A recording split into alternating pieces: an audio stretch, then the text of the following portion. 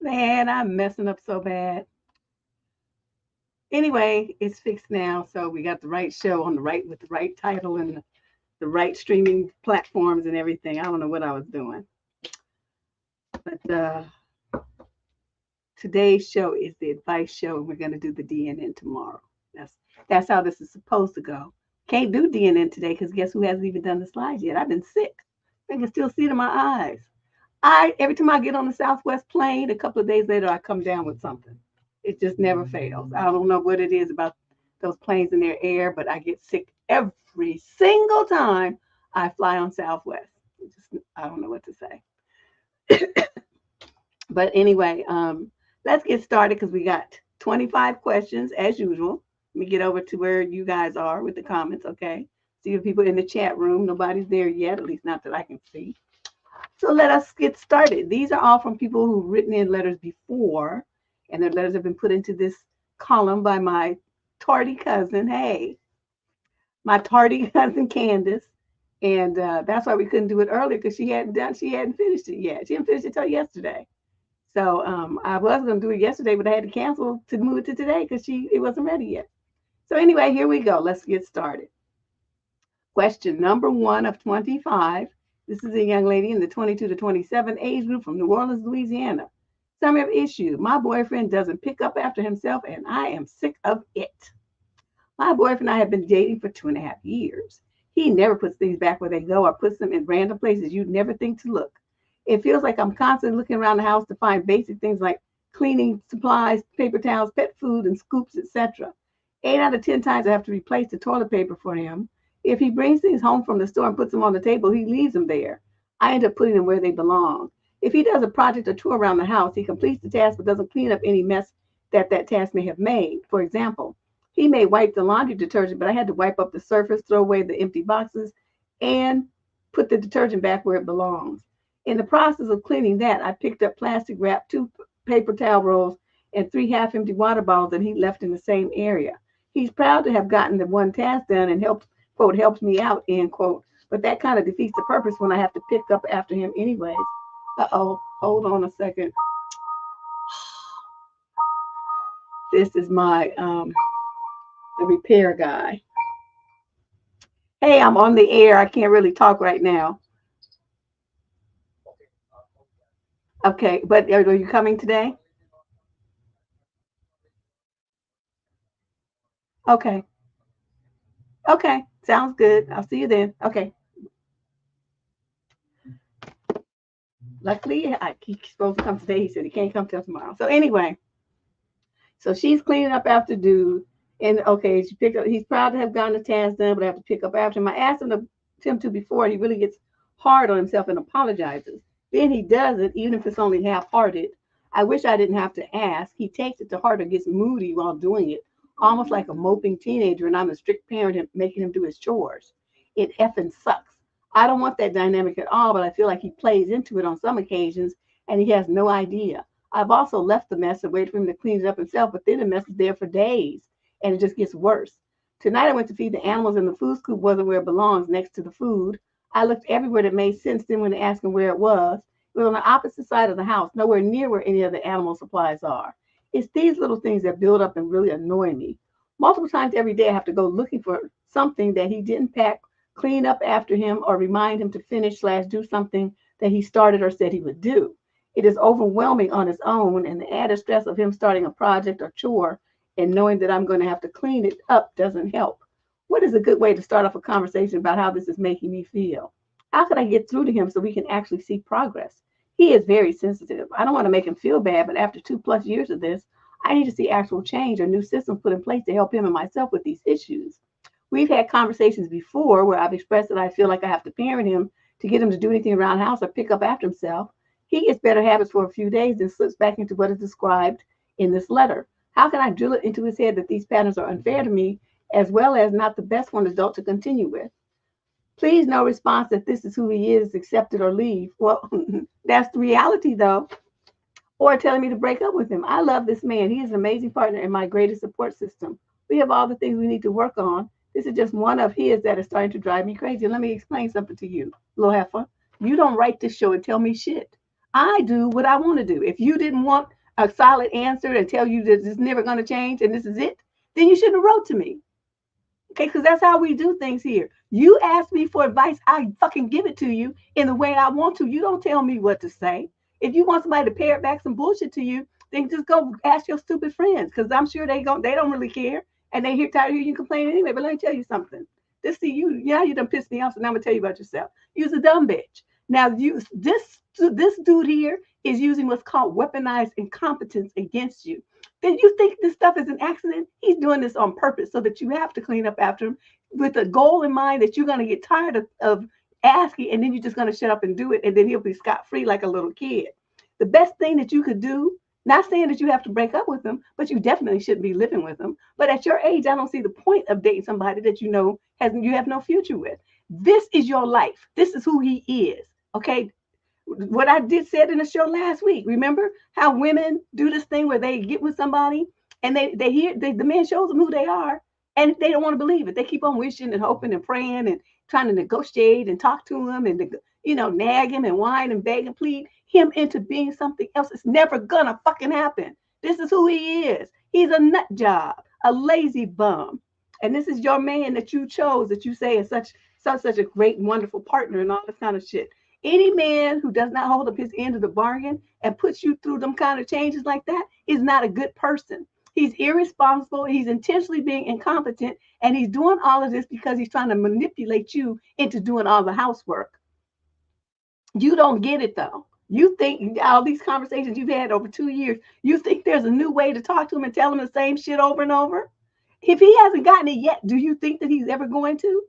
Yeah, he understands what you're talking about. That's why he mopes and half-hearted does it, because he wants you to say, oh, never mind, and just do it yourself. That's the goal here.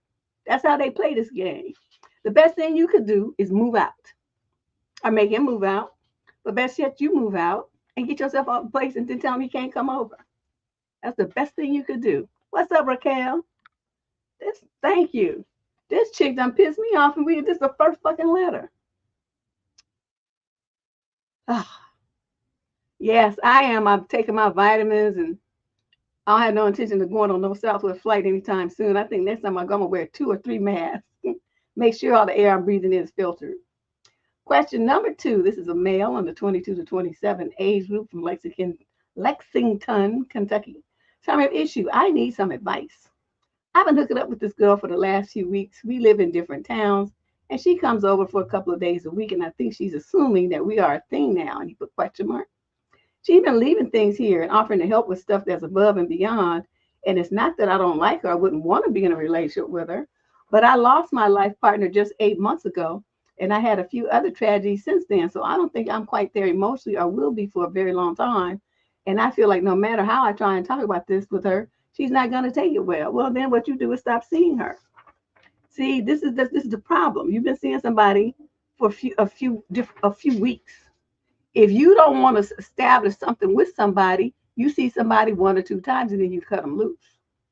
That's how you have to do it if you want to be a player. And I'm not saying you're doing it with that player intent, but the end result is going to be the same. You're going to be switching women because you are not in a position to try to commit to anybody under any circumstances at this time. So what you have to do is tell her that you realize that you're not ready for anything. This is getting to be too much for you, that you're still grieving, and that you can't, um, you can't do this anymore. So tell her to stop coming, and then you start going, hooking up with somebody else. This is ridiculous that you think that you can do this. And you can treat women like that and be dealing with them over and over again, and they're not going to, expect something and get feelings. Especially if you didn't go into it in the beginning and remind her every time you saw her 2 or 3 times, we're not in a relationship, right? This ain't a relationship. Don't expect anything. And when she leaves her shit, then say, don't leave shit here. We're not in a relationship. That's a boundary violation.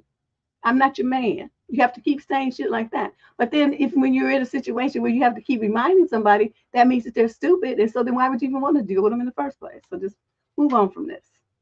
Okay. Question number 3. We got 25 questions. I'm already hot, so I'm mad. So, let's see what this one's about. This is a young man in the 22 to 27 age group. Hold on a second. I need a swig of my iced tea that's mixed with wine. This is not a good combination. Okay. My fiance moved out for a little while. He's from Bakersfield, California. My fiance moved out for a little while because I stayed seated during an emergency. I need advice on what to do, if anything. I went from being a CNA to a nurse last year, so I do have experience for emergencies. My fiance and I were at a restaurant where an older lady arrived and sat behind us. The restaurant was quiet, and I heard the lady complaining about feeling lightheaded. I ignored it as it really wasn't my business, but she kept complaining. But what I could hear, she hadn't eaten all day. I then turned around and saw that while her table was eating, she still wasn't eating anything. In my head, I was assuming she probably had low blood sugar. My fiance tells me to go say something. I tell her no as I was off the clock. I was joking. The lady most likely just needed to drink some juice or eat. Before I could even laugh, this lady stands up and lowers herself to the ground and passes out. I should have checked on her, but before I could move, most people started panicking and crowding her. I knew she was going to need an ambulance, so I just kept eating. My fiance was quiet during the whole thing. Wow, you a trip. The restaurant is now kind of in a panic. To keep this short, an ambulance came and took her. Once we got to the car, she laid into me. Basically, she called me a list of things that means uncaring. I told her the lady will likely be okay. That's not good enough. I should have got up and took control. I should have moved when I first thought that something was wrong. She went to live with her parents while she decided she wants to live with somebody who possibly won't care to move in an emergency. I just need advice. Is this something that can be fixed? Deb, as a third party, how would you feel if this happened? Is her feeling like this most likely to never change? What can I say to help her deal with this? Nothing, because what she wanted you to do is stand up and be, it could have been cardiac issue, but it could have been, just like he said, low blood sugar if she hasn't eaten. I would have come to that same conclusion. She's an older woman. She hadn't eaten anything. You get lightheaded, you're shaky and dizzy and stuff when you have low blood sugar. And that happens when you do not eat. So, but this being an older woman, don't you think she the fuck knew what to do and when she's having low blood sugar? I'm sure it wasn't her first rodeo with that kind of situation.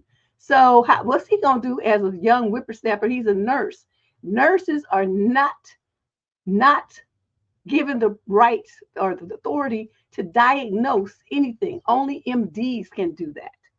Okay, so he really, to stay out of it and try to come up with a reason or a possible cause for what could be her problem, was correct to stay seated. The only thing he could have done was maybe reached in his phone and called 911 for her or something like that. When he saw her crash to the ground, he could have done that. But he chose not to do anything, which I really wouldn't fault him for, because she was at the table with a whole, with some people that she came there with. So why let them motherfuckers call 911? They in her party. So if they don't care enough to call 911, why should I? And I'm sorry, but that's just how I feel too. No, would I have been mad at you? No, because I know the law. What you gonna do? Jump up and start like messing with your license by trying to diagnose somebody?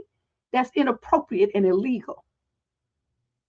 Okay, you're not even an RN. You just a regular little nursey nurse, and just became that last year.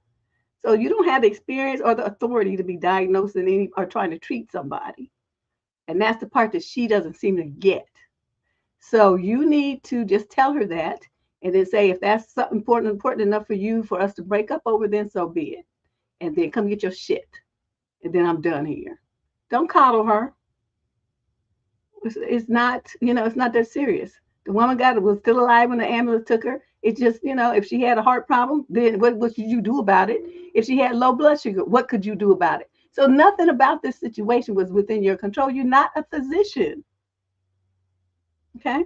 It's not within your purview to jump into the situation and quote take over like she's imagining.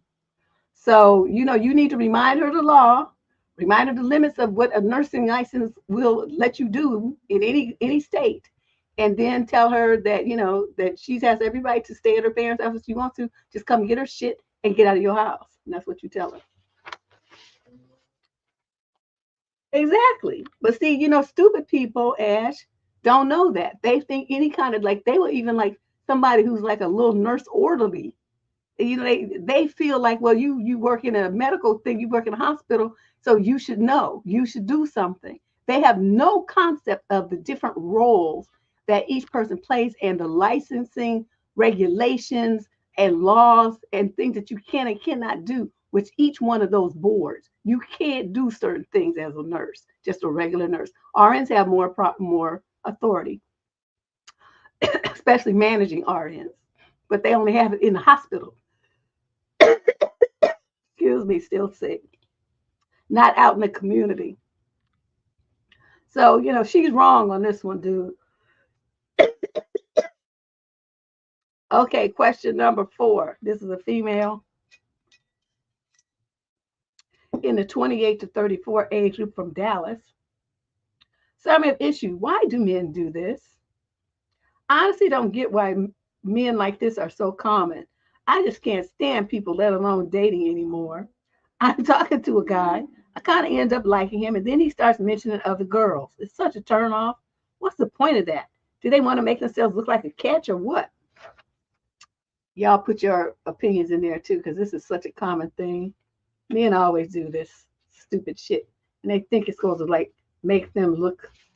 Well, I'll talk about it in a minute. Let me finish reading her letter. This is honestly my biggest no. The way they think it's okay to boast about girls that want them, they love showing off is irresistible.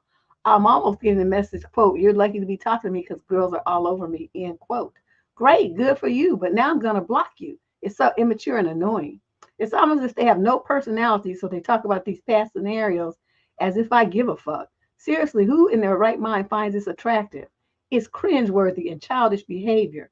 No, I don't find it attractive that a random girl at the bus stop wanted to nibble on your nether regions. I'm annoyed, and at the present time, I'm giving up on people rather than be alone. I'd rather be alone rather. These kinds of pointless conversations kill me. But what you have is, and I've often said this, is 99.9% of men are insecure. They put up a good front, put on this bravado and start trying to act like they all that and all the stuff, but they don't believe it. They know that they're full of holes, and they know that they ain't shit, and they know that that they ain't shit, but they still try to cover it up anyway. And so that's what you're getting.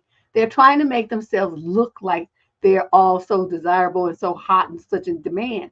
All you have to do is say, well, if you got all that shit going on, what the fuck you doing on the swipey thing then? You should be like, you fighting women off. What you over here bothering me for? As a matter of fact, let me hang up. Because this ain't adding up. The math ain't mathing here. So let me get off this conversation. So, it's like, every time they do that, though, it's the kind of thing you have to have your own confidence level high, though. So you sit there and you look at them and say, okay, now, I want you to tell me what part of you talking about some other bitch to me is a turn on to me and would make me want you. Please explain your thinking to me. I like to do stuff like that because I want them to understand on their own without me really. I'm not in the business of trying to educate other people's grown sons. But I just want you to explain to me your thought processes for why you thought that you talking to me about some bitch was going to be exciting and wonderful and make me, all hot and bothered and want you. Why did you think that?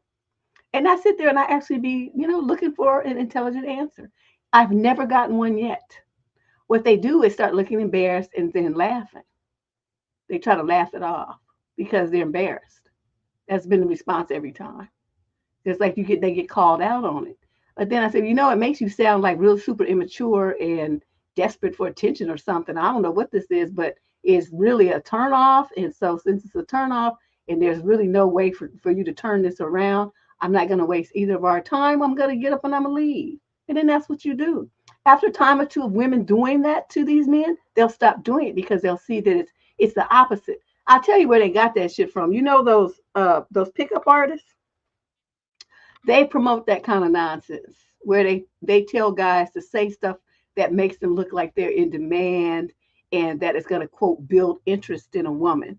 What they really should do is stop paying attention to those men because it doesn't build shit. Either woman's interested in you from the get-go or she's not. Now, what happens a lot of times is she is interested in you from the get-go, but then you follow them stupid pickup artists, man spear things, and then she loses interest in you. That's what really happens. So those of you who sit there and say, well, I took her out and she just used me for dinner. No. She was interested in you until you went on the dinner and then you started talking some dumb shit. And then she realized you were an idiot and then she don't want to be bothered with you no more. That's what really happened. But you want to try to act like it's because you spent money on the dinner. No, if you had spent money on the dinner and smiled and been pleasant and kept your mouth shut, you would have had another date. You might even got some nook. But no, you want to talk and you want to run your mouth and act like you all of that and everything when she knows you're not. It's better to be humble when you meet a new woman. Just shut up sometimes. Men talk too fucking much. That's the main thing. Yeah, but it's like, but if you're a woman who's been around the block of time, I'm not talking about some little 17 or 18-year-old. I'm talking to women in their 20s, been dating a couple of different dudes and stuff, been around the block a time or two. An insecure man when you see one. Now, the woman might be polite and not really want to say too much, but inside she's rolling her eyes at you, okay? Inside your respect level is going down lower and lower with every stupid word that you say. Dudes really need to learn to shut up. Sit there and look handsome, smile, laugh, and be pleasant.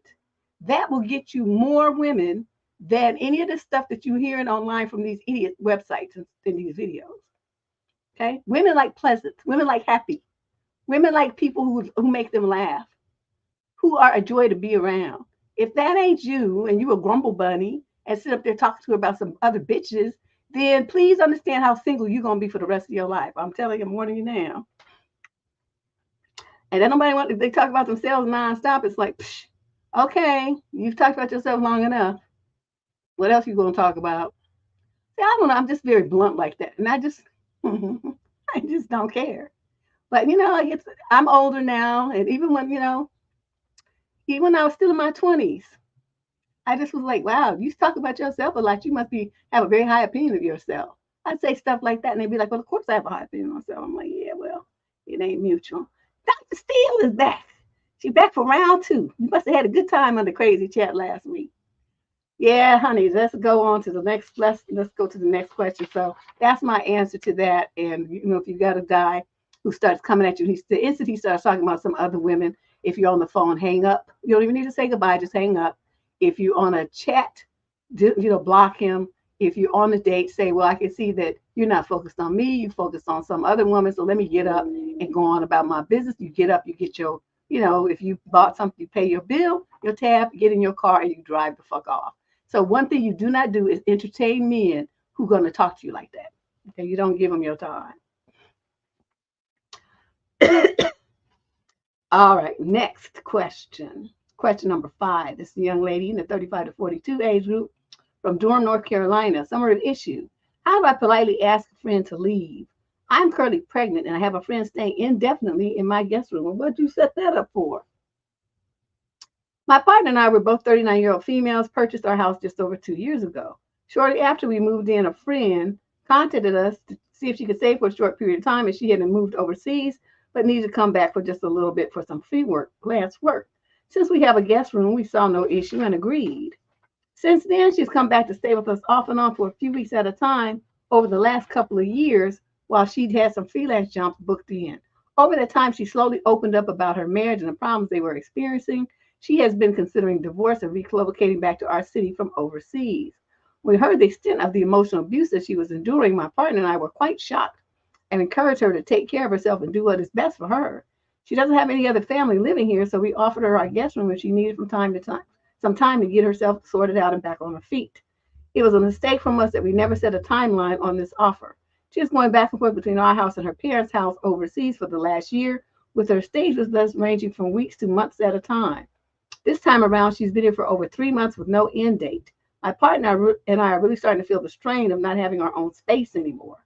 On top of this, we recently found out that our IVF cycle was successful and are pregnant, which we are absolutely thrilled about, but we really feel the need this time to nest and get the house ready for the baby. We are planning to turn our guest bedroom into the baby's room, so we need the space back in time to decorate it. We're hoping we announce our pregnancy that she would understand that we need our space in the bedroom back again, but it doesn't seem to have registered with her. We have another spare room which we use as an office, so we're not sure if she just assumes we will put the baby there. But even beyond the space issue, we need time alone as a family to prepare in time after the baby arrives to bond. As far as we know, she hasn't made any move to find her own place, and I'm not sure if she can afford to, as I have no idea of her financial situation. She is here rent-free. We just wanted to help. We ultimately will need to have her moved out over the next 4 to 6 weeks. I'm looking for advice on how to approach this. My partner and I can feel ourselves becoming shorter-tempered and resentful with her, and we really don't want to lose this friendship because she's ultimately a really nice person, but we need our space. Okay, you get your grown woman on and you sit down and you say, so-and-so. Okay, let's just say her name is Catherine. Catherine, remember when I told you that I was pregnant and we're in my IVF worked and we were having a baby? The room that you're staying in, we need that room back because that's going to be the baby's room. We need to start getting it ready. So I want you in the next 30 days to find someplace else to live. And, and then after that, we won't be able to host you when you come here anymore. You'll have to find your own place or stay in a hostel or something when you come. We'll be happy to take you out for dinner or, have you come over and see the baby and stuff for an evening. But this, the hosting you here, that won't be happening anymore. That gravy train is over. And that's basically what you have to tell her. And say, you tell her, you got 2 weeks, a month, whatever you want to say. But you have to put the parameters around it, and that's what you should have done, as you noted in the beginning. You don't just give people just a blank check like that. Yeah, rent free. Mm-hmm. If they balling like that, whatever. But the rent free ride is over. Tell her you start getting the room ready for your baby. And now if she says, well, what about the office? You say, what about it? That's where we work. This is the room that's going to be the kids' room.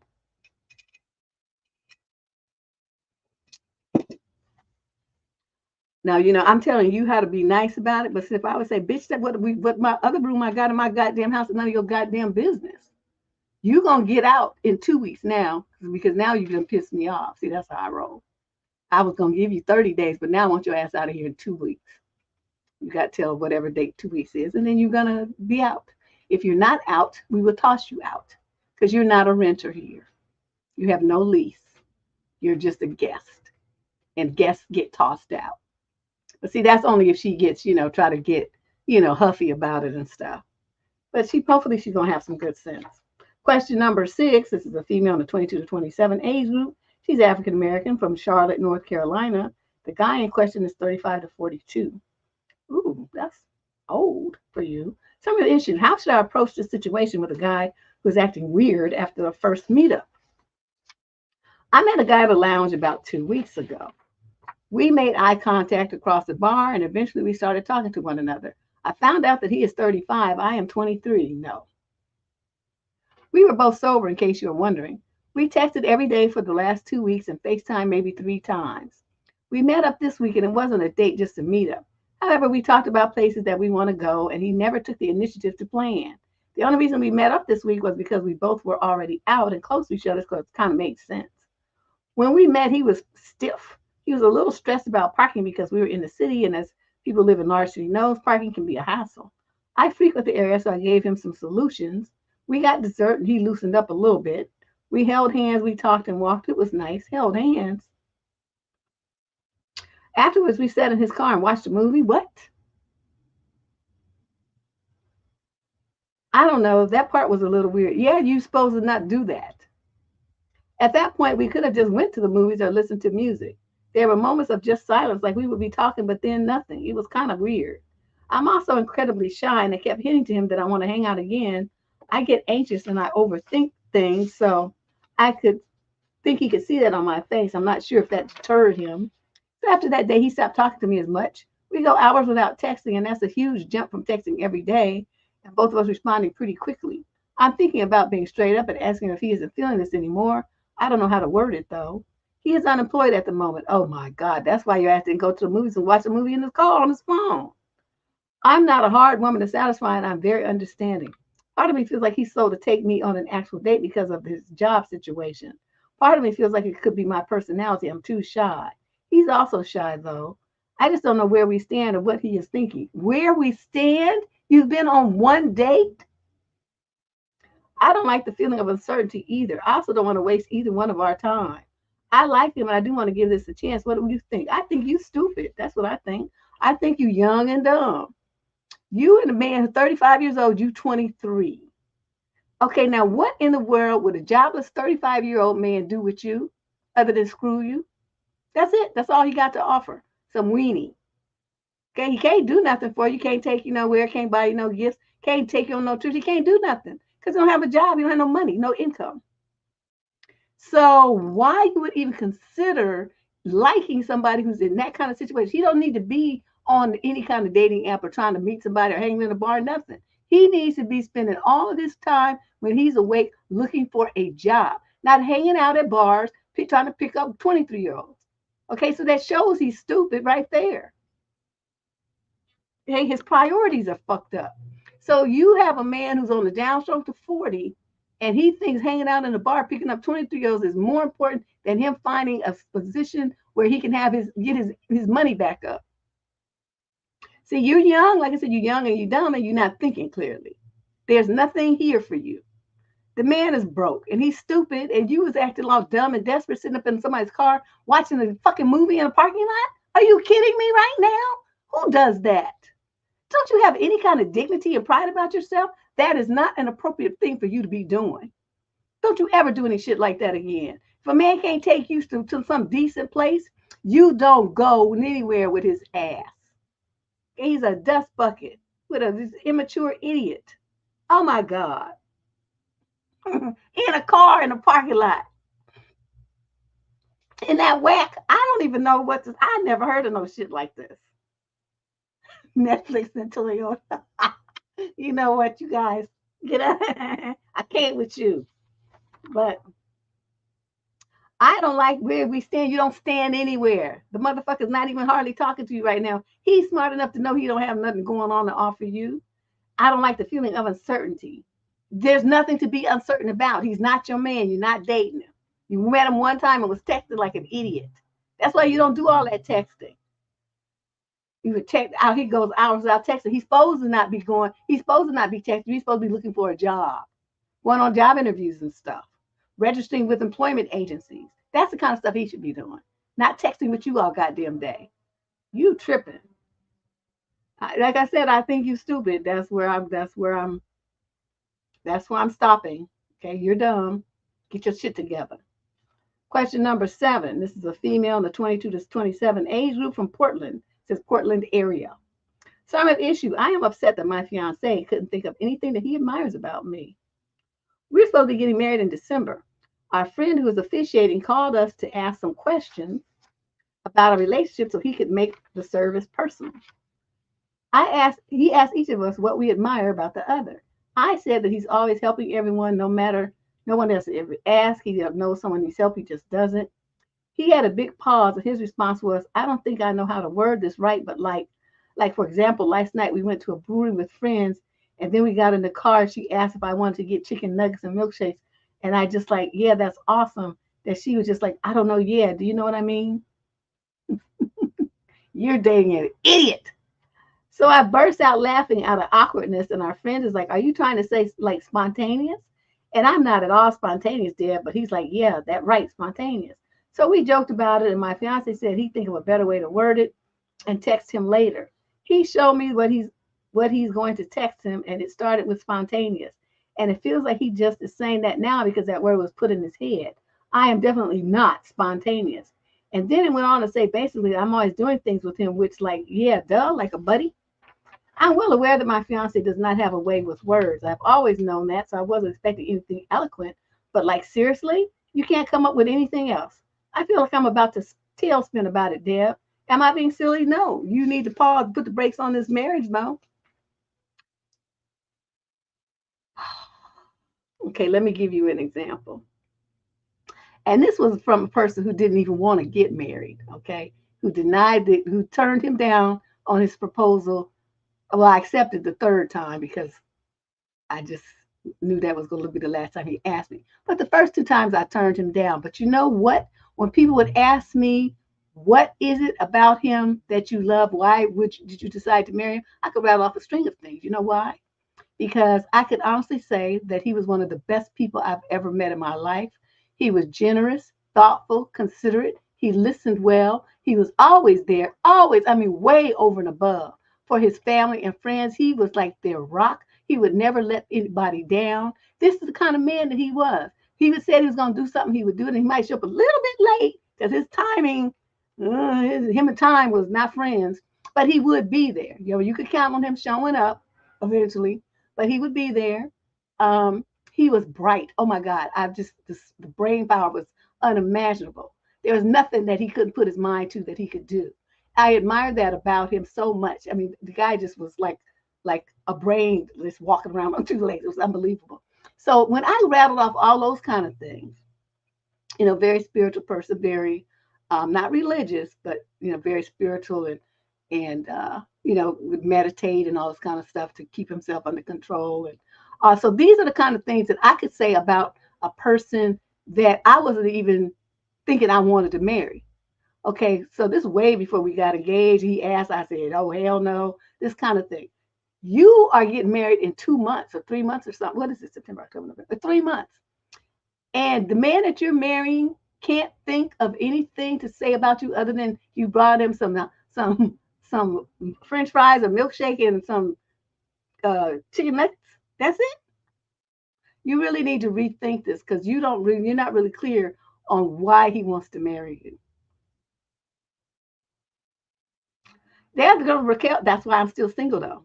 You know what I mean? That motherfucker was a hard act to follow. And I'm not saying he was perfect, but I'm saying I recognize the qualities that he brought to my life, the qualities that he possessed as a human being. And I could rattle those off to people.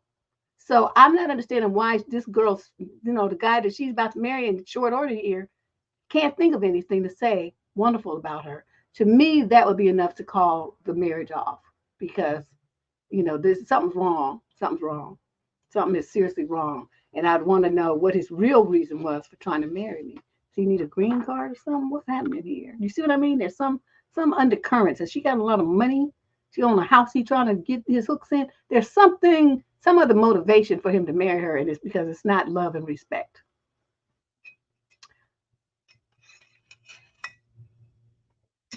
Yeah, I just, So let's move on to question number 8. You better get it together, though, chick. Call this shit off. Put the brakes on this. Postpone it. Tell them, oh, I'm not ready yet. Postpone it to next year and see what happens. Young lady in the 18 to 21 age group. She's Black from London, England. Some issue. Considering ending this best friendship, but I need to know your thoughts. Me and my roommate have been best friends throughout college. We got really close in our sophomore year, and we're now seniors and live together. However, I have been having some serious doubts about our friendship this year. My friend is a serial monogamist and often has tunnel vision with guys. Last spring, I watched her happily end a friendship to start dating this guy who her friend liked and who had really hurt said friend in the past. This is when my doubts began. She is now dating this guy. Around the same time, a story about how she had gotten with a different guy who had assaulted a different friend of ours in our sophomore year came out. I got really scared around then that she was a terrible person or completely crazy or something. So I tried to take some space, but I lived with her and enjoyed our interaction so much that I kind of failed. Over the summer, things got worse. A rumor came out that this guy had been saying some really offensive things about Black people, and I am Black, and my roommate kept this rumor from me. When I found out, I confronted her, and she told me she was waiting to see him in person to ask about it. Of course, he denied the rumors, but I'm frankly still uncomfortable, not sure what to do. I have told her this, and in response, she has told me that she is taking her boyfriend's word in good faith. For a while, I thought her men were the problem, but I'm starting to think it's just her. Now we're back at school, and things are really awkward. She's in love with this guy, and I can't help but think it's proof of a lack of character. She still wants to be friends and thinks we can continue if she keeps us completely separate. i.e. never bring him up in front of me. And I'm left confused and feeling mean for wanting to be away from her. I also really do enjoy our friendship. There was a point where I actually felt like we were sisters. I'm just really struggling to get over this. I want to know, am I being too uncompromising or dramatic? Can I even preserve this friendship? I'm going to tell you something. You need to fucking grow up. Let me tell you what you're doing here that's wrong. Shay! First of all, oh, here it is, this one. Okay, she's a serial monogamous and she's dating a guy who her friend like. Who the fuck cares? Just because a friend like him, he has to like her back? See, this is the shit that drives me crazy about y'all. You feel like you put dibs and hooks in some guy because you like him and that nobody else that you know can like him or date him? That's not how the real world works. That man decides who he wants to date. That man decides who he likes, not you, not the girl that had the crush on him. Nobody. He decides that. And the girl that he approaches and wants to get with can either say yes or no. Okay, that's how this works in the real world. You don't get to say, well, I like so and so, and everybody else is just going to step back and just be lonely and horny or whatever they're going to be when they like the dude too, and he might like them back. He don't like you though, and that's why he hasn't asked you out. So you be over there with your crush and be mad, but nobody cares. Okay, and that's what you're doing. Okay, you're putting her like she did something wrong because the dude chose her over the other girl. That's what his right and privilege to do that. Okay, so that's you wrong there. And so then he hurt the friend in the past. Okay, so then why is she still like him then? So that means she's stupid. So again, once again, the dude didn't like her, so he went with who he did like. Okay, so you wrong again there. Then a story came out about how she had gotten with a different guy who had assaulted a different friend of ours in our sophomore year came out. Okay, so you have it for proof that he's the one who did this and that happened. You're making a lot of your decisions and judgments on this girl based on rumors. Have you noticed that? Rumors. Like, who knows this? Was a case filed with the police? Was he arrested? Where is the evidence here that he did this thing? Are you just going on rumors? Because you never know why somebody's coming up with a rumor, because I'm telling you, some people are so messy, they're going to come up with stuff like, say he rejected them. They're going to start a rumor because they don't want other women to go out with him. Dudes will do the same thing. I should have turned my phone off. Dudes will do the same thing when they want to get at a woman that they know that likes him. So that's why you don't make decisions about your life based on rumors, especially amongst the college crowd that don't have shit else going on and love to make up shit. Okay, then you saying that she's crazy, and then a rumor came out that this guy had been saying some really offensive things about Black people, and your roommate kept this rumor from you. Again, another rumor, and you trying to charge her with a crime based on a rumor. You have no facts that he said this. What did it that he said? When did he say it? Where was he when it happened? You have to have like facts. You just like, well, it was a rumor and you didn't tell me. So, the more that I'm reading this about it, I'm like, you're right. You shouldn't be friends with her because you're stupid. You're stupid and you don't have the sense of a bird to understand how you got to conduct yourself as a grown woman. One thing you do not do is go through this world basing any life choices on rumors. If it's something that you think could be true, you investigate it and get the facts. Okay, now once you have the facts, one way or another, then you make your decision. But as long as you basing everything on some gossipy rumors, you don't know no details, who he said it to, when he said it, what was it that he said? Where was he when he said it? What's the context? Was he drunk? Was it at a party? Were they talking about some criminal crook type person where he said, hey, I don't like the Black people like that? Okay, I don't either. So I mean, what is the context here? You don't have any information, you're not choosing to look for any. You just going blindly like a little stupid college student and just trying to run somebody off the rails based on rumors. Every single thing that you said here that you're judging her on is a rumor. He said, she said bullshit. Not one thing that you have said here is based on a fact other than the fact that you seem to enjoy the girl's friendship. So I'm going to tell you this, grow the fuck up and stop doing that. Now, if you find some facts that you can jam her up on later, that's fine, but it has to be shit that she did, not that other people did. Okay. And like I said, the thing about the dude, I mean, that's not a crime. He didn't like her, the friend. He likes this girl. And that's his right and privilege. as a free person in this country. He can choose who he wants to deal with. Y'all don't decide that for him. And they know he's not obligated to like your little tawdry friend back just because she likes him. What kind of caged up slave shit is that? Stop it. Okay? Get it together. Grow the fuck up. Question number 9. This is a male in the 42 to 49 age group from St. Louis, Missouri. Summary of issue. I just realized that I have been alienated from everyone by my wife. How do I fix it? I have been completely alienated from all of my friends. My wife just left to go hang out with a friend for the night as I sit at home yet again, hanging out with our dogs. I'm a complete idiot that I had not noticed until this week. We have been married for 9 years and she played the slow game with it. But as I sit here alone, I realized that she won. She got what she wanted, me all to herself. Deb, I have never felt so fucking lonely in my life. I've always been very social and need that interaction. Well, then why haven't you done something about it? She asked me earlier this week if I was okay. I opened up, which I typically don't do, and told her I feel trapped. All I do is work and come home. She got pissed and made it all about her. I said it again tonight before she left, and all I got was silence in return. I need some suggestions from you. How the hell do I handle this? I don't know where to start without completely blowing my marriage up. Well, maybe your marriage needs to be blown up because you have like a control freak and you are like, like she's like manipulative and controlling and you let her be that way. So this is what I suggest you do. Go through your phone book or whatever you got, your phone, your old phone, your contact list on your email, whatever. Reach out to all of your friends and say, wow, I've been really stupid and didn't realize how much I was cut off from you guys. I really miss you guys. I want to reestablish our relationship. Can we meet one day next week after work? Are you going to tell your wife this? No, you are not. You're going to say you're going to set the shit up for like a Thursday night or something, Friday, whatever day works for you. And you're going to go and you're going to hang out with your friends. You're going to reconnect with your friends and you're going to start doing that at least once a week.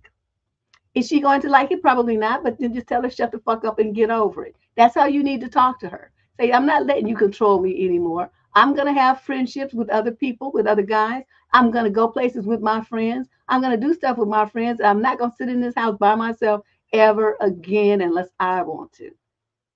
I'm not this little thing here this game you've been running. That shit is over now. If this is such a problem for you that you can't handle it and you insist that I do something that I don't want to do, then consider going and see a divorce attorney and we can make that shit happen. Then I can go and hang out with my friends every day, all day. That's what'll happen. So I wouldn't, your brother's wife is like that. Ooh, he needs to break free from her. So, you've been married for 9 years and you let her do that to you. Some of those friends might not really want to be dealing with you anymore, but I'm sure that there's got to be some guys at work you could go grab a beer with after work or go shoot some hoops or work out at the gym with or something. Do something, some kind of guy thing and make that happen, okay? Put forth some effort and don't you say a word to her. Move in silence. Just let her find out when you come home late and with alcohol on your breath. Say, yeah, I was out having fun with somebody that didn't look like you. Yeah, DP, I don't know. Yeah, I like your brother. That's good. She gets pissed, but he says, oh, well, you get pissed, you get over it. That's what I'm saying. I like your brother. That's smart. Question number 10. This is a female in the 22 to 27 age group from Pensacola, Florida. Now, see, this is the difference because my guy, he had all them friends, right? And he, his frat brothers and all stuff, right? He always hanging out with them and stuff. But I noticed the thing. I said, they always call you when they need something. Did you notice that? You call them just to hang out, but they only reach out to you when they need you to do something for them. I'm not thinking that's really a cool situation, but that's all I said. I just dropped that little lug, and he was like, no. But over the next year or so, he got to see what I was talking about. And so I never had to say another word to it. He started, backing away from them on his own and spending more time, like with my brothers and stuff. But yeah, I remember that was kind of messed up. But it still didn't change his nature. His nature was, to be there for people and stuff. That's who he was. So when they called and they need him, he still want to go. But I'd be like, okay, are you sure? I'm not going to say no. I'm just going to say, are you sure? You're not going to feel resentful later, are you? So you okay with this? And then sometimes he would say yes. And sometimes he would be like, well, no, not really. And so then he would stay home. He'd cancel on him. So it just depends. You got to handle your dude in a way that protects him, but not that makes you look like you're trying to control what he's doing. There's a difference. Okay. Female, this is question number 10. This is a young lady in 22 to 27 age group from Pensacola, Florida. The young man in question is 28 to 34. Some of the issue. I went on a date with a friend of a mutual friend, and now my friend is mad that I said no to him. How do I deal with this? I was recently set up by a mutual friend, and we went out for a quick dinner. Right off the bat, I felt that he talked a lot. When we texted, he said he goes to an MMA gym and enjoys working out. And in person, he also kept talking about it. I asked him how many years he's been training, and he says it's only been a year. When he asked me what I wanted in a partner, I mentioned someone even-tempered. Okay, you fell into the trap. And he said, wait, does that mean for everything? Because I wear my heart on my sleeve. When he spoke about his ideal relationship, he kept talking about reaching goals with his partner. And when I'd asked for an example, he used an MMA analogy, or the fact that him and his friend wake up at 6 a.m. and they motivate each other to hustle. I don't think he did it maliciously, but he did interrupt me a lot. And if I asked a question, he wouldn't answer it directly. He'd have some long, convoluted way of answering it, saying I needed to understand by talking about a life experience or something for you. That was really just a yes or no question. Okay, he's a dusty. I mentioned that I have tendonitis, and he started saying, girl, what you wrote a damn book. I have this thing where when people have medical problems and stuff, I really want to help. How would you feel if I gave you exercise to do or told you how to feel better? And I may be overreaching, but I just found that to be ignorant. I've worked out longer than he has in the grand scheme of things, but in a year in the MMA gym, and he brings everything back to that. It also seems like he thinks he can fix everything about me for whatever reason, like not respecting what I say as if I'm not aware of how to treat my issues. We ended the night, and he told me if it all went well on October 5th, he wants to take me to some exhibit. We mentioned it was great talking to me and that I was exactly what he wanted. I said I'd think about it, and then he sent me the link to the event over text. I just thought for meeting for 2 hours to already plan a date like that was premature, but I may be more conservative about these things. Today I messaged him and said that I thought about our date and I don't think we're compatible. He replied by saying he thought the same but didn't know how to say it and said thanks for the initiative. Then my friend calls and asked what was wrong with him, and I didn't throw him under the bus or anything. I just said I didn't think our personalities aligned. Now that friend is upset because he's a, quote, good man. I mentioned that he said he thought we weren't compatible as well, and my friend completely ignored that. Now she's not talking to me. The last thing she said was, you're too picky. He's a passionate guy. You wasted his time. What do I even do about that? I'm sure he said something to her about it. He seemed like he was having a good time, but I noticed that he constantly questioned me on things and made the conversation more complicated than necessary. And to me, it felt like insecurity. He always asked me what I thought about something first before revealing his opinion, and I didn't like that either. Can you advise me on what to do? Do I reach out to her again, or do I give him another chance? Oh, you don't give him another chance. You just tell her that your opinion and your way of assessing a man that's right for you is different from hers. And if she likes him so much, that maybe she should date him. If that were my friend and she was coming at me like this, that's what I would tell her. I don't like that MMA talking motherfucker. Now you like him so much, you date him. Okay, because I'm done here. His conversation is boring. He's stupid. He has no opinion whatsoever. He talks over me and interrupts me. He's a rude fucking jerk. Okay, I'm not about that life. I don't want to date a man like that. So you know, either you pick, don't pick any more men for me because your picker is broken.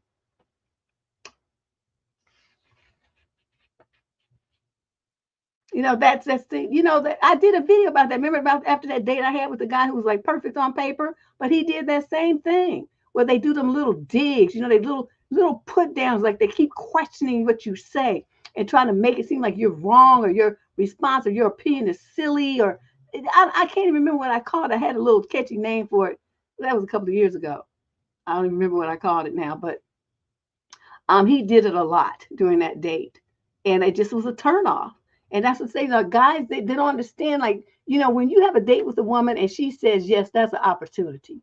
Obviously, she saw something in you she wanted to investigate further. That's why she said yes. Now you have an opportunity to either make this go forward more or to blow it up. Most men blow it up because they either get too familiar, get too handsy, say inappropriate things, or they just, you know, start trying to bully the woman. And, you know, put her down in these little subtle digs and all this kind of stuff. And a woman who's got high self-esteem and knowledge about herself is not going to tolerate that shit. And she's going to tell you about yourself, and then she's going to, just cut ties with you. So, I mean, guys really don't understand. I think they really don't know how to date. Really. They don't know how to, what to do and how to do it and what to say and what to not say and what to do and what not to do. Nobody's teaching them because they're not growing up with their fathers anymore. Yeah, quest statements. Thank you, Button. Yeah, they put that. I know because I was on the roll that day. I was so hot. But that's right. I called it quest statements because it's like it's a statement, but they pose it like it's a question so that they're asking you something. But what they're really doing is making a statement and a judgment about you. But it's veiled as a question, for example. They just make a statement something. Well, I bet you don't really know anything about that, do you? Because you know this and that, blah, blah, blah. Okay, so it's really a statement, but I bet you don't really know anything about that, do you? It's the question part. You see how they combine it? And that's what he was doing to me all fucking night. It was driving me crazy. I caught it. I called him on it. But, I mean, who wants to go out? I mean, there's no future with a man like that. It's, you feel constantly attacked and you have to defend yourself and stuff. Nobody want to be bothered with that shit. But on paper, I mean, plus the dude was good looking. He had money, driving my dream car, drop top Beamer. I was in love just on that. But once he opened his mouth, I was like, oh, good Lord. I can't get out of here. You had one too, like that? Girl, I cannot with these men. And they don't even understand what they do. They're so stupid. Okay, so yeah, anyway, with your friends, that's what I said. You just gonna have to tell her, well, your opinion is different to mine. I'll be the one stuck there dealing with his stupid ass. If you like him so much, you go out with him. Okay? And in the future, don't hook me up with nobody because our taste is way too different. And that's all you have to do. You can send her that by text. Question number 11. This is a male in the 28 to 34 age group from Greensboro, North Carolina. Summary of issue. I need some advice on how to respond to my girlfriend's need for evidence. I am explicitly looking for advice on how to respond to the following kind of issue, not on why she's acting this way. Well, I have to understand why she might be acting that way to understand what you need to say back, dummy. You can't just take, part of it. I can tell you've never written advice columns before. I recently started dating this girl who's 24 who cannot seem to take what I have to say to heart. I often get well, why do you feel that way? And since when, etc. When the answers are quite obvious or available for her to access via text history. An example of this occurred tonight. She expressed interest in going to drive for DoorDash after a tough day at work. She said she felt like she was going to pass out earlier in the day and asked me what I thought. Obviously, I told her I didn't think it was a good idea and that she's making a habit of worrying me because we had another conversation like this not 2 days ago. She asked, when do I worry you? And I said, when you say things like that. She continued being pedantic about it when I've worried about her in the past and that she was just, quote, holding me to my word. Okay, she sounds tedious. Cut to her immediately changing gears to ask me what she should make for dinner. My ex was like this too, basically needing timestamps for each and everything I would say that was even slightly critical of her, even if it showed concern. Again, I am only looking for advice on how to respond moving forward, not asking for you or the viewers to read her mind. Thank you. Well, we don't need to read her mind, but you act like I just started doing this yesterday. You think my daughter's the same age as you, okay, son? So let me tell you what this is all about. This is a way of avoiding responsibility and accountability. So see, by keep asking you them kind of questions, because I do this to people when I don't really want to answer their questions, and it's a tactic. They ask you a question or and then you start asking a bunch of questions that make them have to focus, refocus their mind and refocus their energy and come up with answers to the million silly, mundane questions that you ask. It's a tactic. It's a attractive tactic. It's very effective for people who don't know what's happening. Like I said, I've used it myself. But what you have to do when she starts with that, say, don't do that. You're going to stick to the issue. The issue is blah, blah, blah, blah, and bring that shit right back to what the topic is. Don't let her distract you with them side questions and stuff and then change the topic like that. You're letting her win. And then when she says, the stuff about she feeling like she's going to pass out, say, well, why don't you do it then and stop threatening it? And watch her face crack. Because, just like this is a third, fourth time you've been talking about you feel like you're going to pass out. You know what that means. So why do you keep talking about it and not doing it then? Because one thing I like is for women to be a person of action. You say you're going to do something, I want to see you do it. Would I be fucking with her? Oh, absolutely. But would I care? Nope. Because she would have, forced my hand. So that's how I do stupid people like that. I'm not going to let you, we're not playing those games. Okay. You're going to talk about, oh, you're trying to get pity and shit. The only way I give pity is when you're in the hospital. So, you go on and pass out, can get yourself concussed, end up in the emergency room, then I'll feel sorry for you. Up until then, all this conversation about, oh, I might faint, this and that, but you ain't done it yet, so what you talking about? It's just words. Shut up. Drink some Kool-Aid. Make the magic happen. So, you need to understand why she's doing it so that you understand how you need to respond. You cannot separate those two. Okay? But would I recommend that you continue this relationship? Absolutely not. You just started dating this chick and all this drama. Cut that bitch loose and get you somebody with some goddamn sense. She's stupid. And you say your ex was like this too? So you just, going from one stupid woman to another? Take a break from dating. Work on yourself for a little bit. Figure out what these two had in common and what attracted you to them.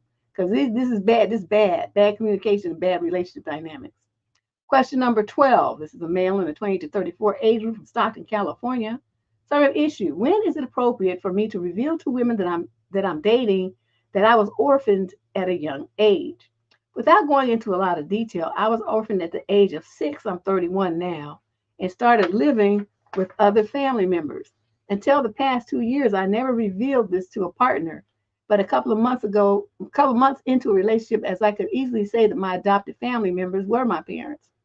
Lately, I've been telling people within the first couple of dates if the subject presents itself. Why? Often women ask something along the lines of, tell me your life story on date number 1. There's a whole range of responses which I feel tells me a lot about the other person's emotional intelligence. They ask you, okay, we'll go back to that in a minute. At the same time, I don't want to go overboard and reveal too much heavy shit early when meeting someone. I try to succinctly mention my father's death or mother's illness, and I had to move on with an aunt and uncle so I don't feel it's a trauma dump or anything to that level.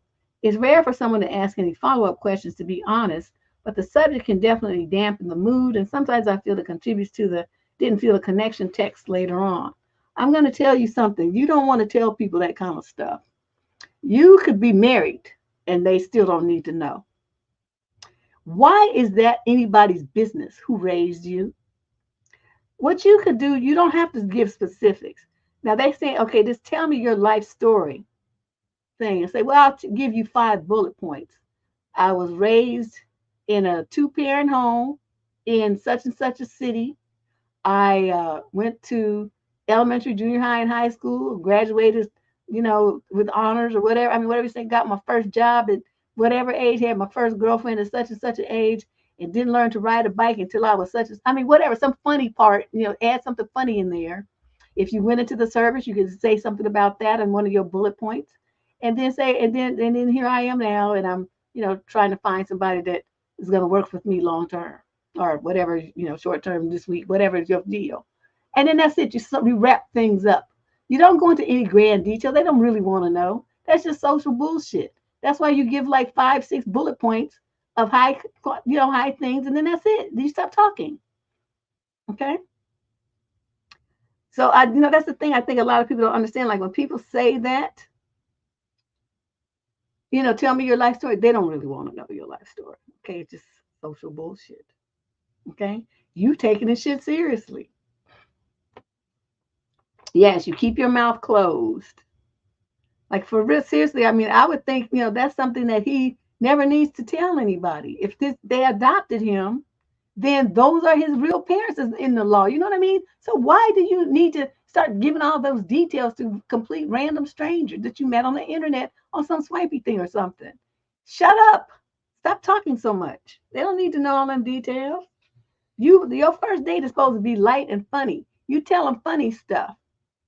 I tried to ride a skateboard and ended up smashing my face and broke my tooth when I was 9, or, stuff like that. That's your life story, okay? You want to have them laughing about the stuff, crazy shit you did or something. When I was 7, I thought that I was going to become an astronaut, and I went into the backyard and I did this and I did that, and I had tried to build myself a rocket ship. That's the kind of shit that you want to say when people say, tell your life story.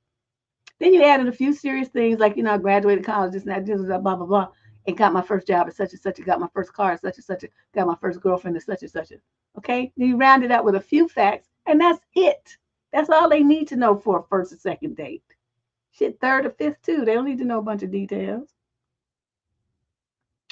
Ooh, Lord have mercy. You can say, I learned how to cook, and my best dish is such and such a. Or I never learned how to cook. My talent is eating. I mean, whatever you do, but make it light and make it funny. Okay, that's going to be your secret to success here. You're not going to be talking about this anymore. Question number 13. This is a male in the 20 to 34 age group from Vancouver, British Columbia, Canada. Term of issue. It's the 4th year of my girlfriend's unemployment. We've been dating for 4 years now. A couple of months after we moved in together, she quit her job because of burnout. While I'm a bit of a workaholic, I sympathize with that and started to take care of her while she was recovering. Part of me thinks I'm enabling this behavior. She has not worked for 3+ years and not even started looking for a new job. She did not finish classes that I paid for when she told me she's considering changing her career. She hates doing chores, so it's not that she found herself as a homekeeper either. Matter of fact, she mostly watches Netflix for hours and dreams of traveling, but we don't have that kind of money. I wonder if it's depression. She does therapy, but to me it looks like she's getting worse every month, not better. And she gave up completely on herself. Every time I tried to talk to her about this, that I can't carry our finances alone, she tells me that if she will force herself to work now, it's only a matter of time before she will burn out again. So she needs more time to find it in her. At this point, I doubt it will happen. I mean, 3 years is a long time. The last straw is that I recently lost my job, and now we're burning through my savings at an alarming rate.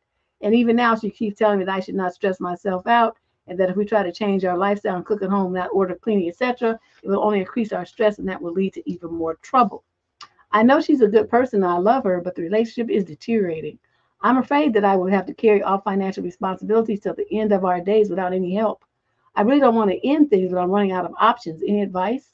Sorry for grammar mistakes. English is not my first language. No, you did. Well, ma'am, maybe Candace fixed them. I don't see any grammar mistakes. Anyway, I'm going to tell you this. What you need to do is sit down and say, look, I've been taking care of you for 3 years. I can't do this anymore.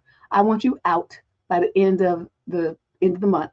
And you go back to live with your parents, find a friend to live with you, do something like that. Because I'm going to move out of this apartment. I'm going to find some place that's less expensive. And I'm going to move there until I find another job, and you're not coming with me. And that's what you're going to do. Okay. Either way, you're going to get rid of this leech. Are you going to do this in the future? No, you are not. Unless you're married to a woman and she's at home raising your kids and whatnot, you're not going to do this. This is for you. This is a mere girlfriend, and you treating her like a wife. She ain't your wife, and you going to dump her. Okay, you're going to kick her out before she eats up the rest of your money, spending your money on stupid stuff. You can clean your own house. When you get a small house, you can clean it very easily, okay, because you're just going to get a studio. That's what you're going to get until you get back on your feet.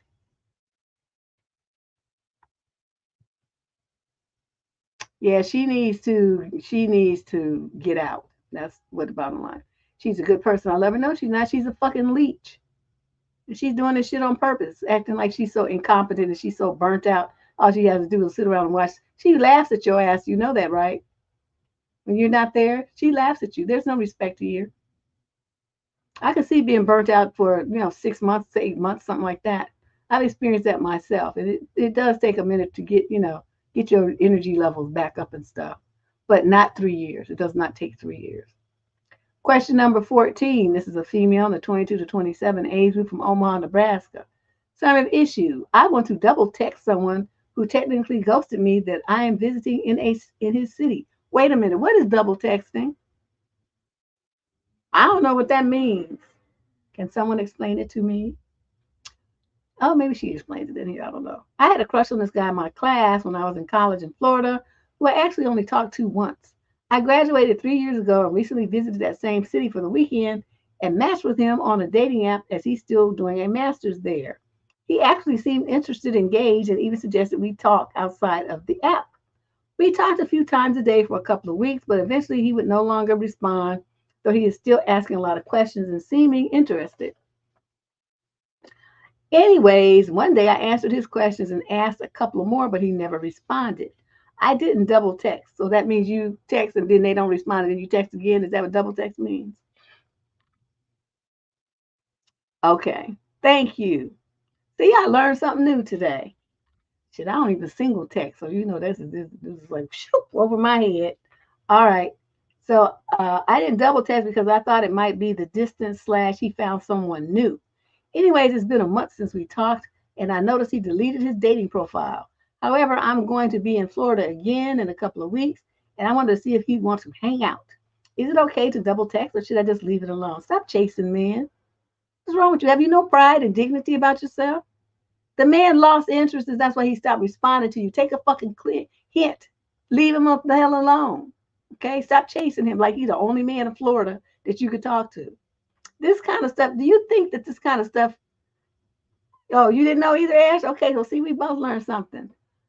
This kind of stuff does not make a woman look attractive to a man.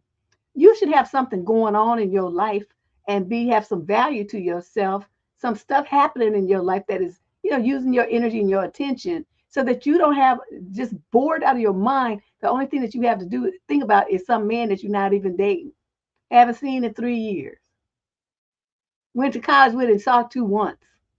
Don't you understand how desperate you sound? And just like, ugh, like cringe needy. It's gross. Don't do this. He never responded because he's hoping that you get a goddamn clue and stop bothering him. Okay, he hooked up, you guys talked, whatever, you did whatever you was gonna do, but he's not interested. That's why he has not continued to try to meet up with you and talk to you and text you. Take a hint. Okay? Read the room, as they say. Block his number. That would be the best bet for you. Question number 15. This is a young lady in the 20 to 34 age group from Chicago. She is Caucasian and a Cancer. Oh, so somebody finally filled in all the blanks. The man is 28 to 34. He's white and he's a Taurus. A Cancer and a Taurus. Well, that's supposed to be a pretty decent match. Let's see what's going wrong here. Third issue. My boyfriend is very emotional and threatened to unalive himself. Okay.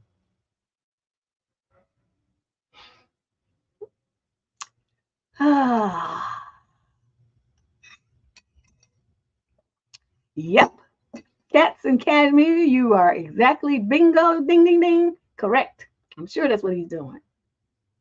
Okay, so the boyfriend says, I am currently, in parentheses, accidentally pregnant with my boyfriend's baby. Last week we got into a huge fight and I threatened to leave. We were arguing pretty loudly, and at one point he got up, grabbed a knife, and held it up to his throat, threatening to unalive himself. I was very scared by him holding a knife and was begging him to stop. He kept reiterating that if I do leave, he'll still, do that to himself. I've had horrible nausea throughout the pregnancy and feel very physically vulnerable and weak. I didn't want a baby, even if I have to raise it on my own, especially because I'm in my 30s and I don't know when I will get another chance. But now I'm scared of raising one with him because of this incident, as you should, because he's mentally unstable. And that shit is in the genes. You don't believe it? Read my article called The Stupid Motherfucking Gene. It's on surviving dating. That shit, you will pass that dumb shit gene down to your kids. And then you'll have some depressed, this histrionic type children that drive you nuts. And they never stay emotionally balanced. And they all fucked up and need all kind of drugs and shit just to exist. And you see that's what you're dealing with now. And then you want to have a baby with it. You tripping. He calmed down after and now remorseful and acting nice, but it really scared me. I feel trapped and confused and like I don't know what to do. Take your happy ass to the nearest abortion clinic and handle your business. That's what you do.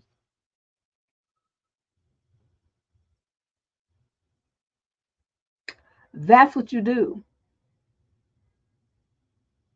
You in your 30s and you act like this is the last opportunity you have in the planet to have a baby.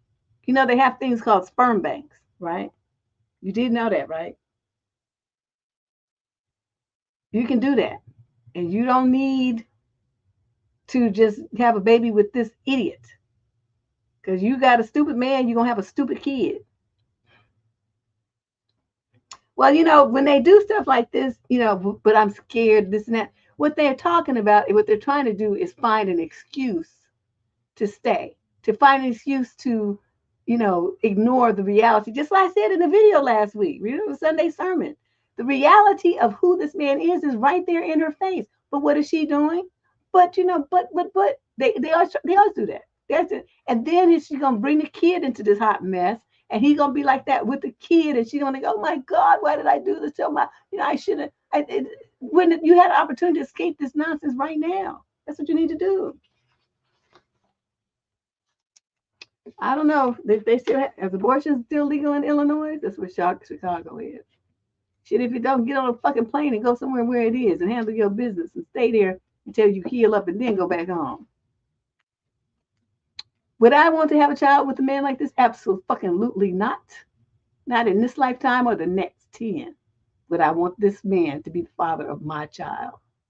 Ever. You have all the information you need to make a smart decision. I hope you do it. Because you're going to be stuck. Because as long as you have a kid with him, for 18 years, he can muck around in your life using that kid as an excuse, control where you live, what you do, who you see. It's just he's just gonna have the tool to fuck you over, and you would have given it to him with your dumb ass. Question number 16, since he's already shown he's manipulative, you know what I mean? He's manipulative and controlling, using holding the knife. I would have said, do it, do it, do it, do it, do it. Don't threaten me like that. Don't think you're going to come across the room with that in your hand and do anything to me, because me and Roscoe be having conversations with folks and it don't end too well. Question number 16. This is a female in the 18 to 21 age group from Cincinnati, Ohio. Third issue. My boyfriend has changed a lot. How do I move forward? I am 20 and he is 18. Well, that's your first mistake. I know I'm young, but I'm looking for advice from an outsider's perspective. Don't date 18-year-olds when you're 20. Date 23, 24, 25-year-olds when you're 20. My boyfriend has been through 3 friend groups since we've been together for almost 2 years. So you started dating him when he was only 16? You tripping. Every time they fell out with each other, they all gave similar reasons. He pushes his points too far, can never accept being wrong, etc. Anyways, I always knew what they said, as it was usually over text, and he'd show me the messages. Lately, he's been pushing his points too far with his parents, with my parents, and now with me. There's been a lot leading up to this, but I feel unhappy, and it doesn't help that my stepdad doesn't like him. So I hear his faults almost constantly from my stepdad, but I'm starting to see them myself, and I've tried telling him he's not right, but he gets defensive and starts a bit of a fight and an overreaction on his end. He's pushed his point so much that he's gotten into multiple fights with his parents when I've been present, and multiple fights with my parents when I've been at work. I also see us leading different lives, and it hurts because I do love him, but I'm feeling it's time to let him go. To sum it up, my boyfriend is treating me the same way he treated his past friends who have decided to leave him behind, and I'm starting to think I might have to do the same. But Deb, how can I move forward with this? Is there any way to stay together or only breaking it off? You should have broke it off the second he disrespected your parents. What kind of bullshit is this? You don't let any motherfucker come into your house where your parents live, the people who birthed you and protected you and raised you, and get into a goddamn argument with them about anything. That was the second you were supposed to toss his ass up out of your house and out of your life. That was majorly disrespectful. The fact that you still dealing with him, you still worrying about him, you still talking to him and sleeping to him and bringing him up in your parents' house, your stepfather's a wuss too. Because I would have told you, don't bring that motherfucker up in this house. Don't you dare bring that motherfucker back up in here. And if you did, then you did it, I would say, well, you need to get out too. All y'all get out. Just get out, because we ain't having this. Not in any house that I pay for. So see, he hasn't done that though, probably because your mother trying to run interference. But even still, that's, as man of the house, he's supposed to set the level of the bar of respect in the house. And your mother don't like it, that's too bad. He should cuss her bitch ass out too. But you especially, because this is the shit that you brought into the house. You did that. That motherfucker has to go, like immediately. As soon as you hear this message, tell him to start packing the shit and get the fuck out.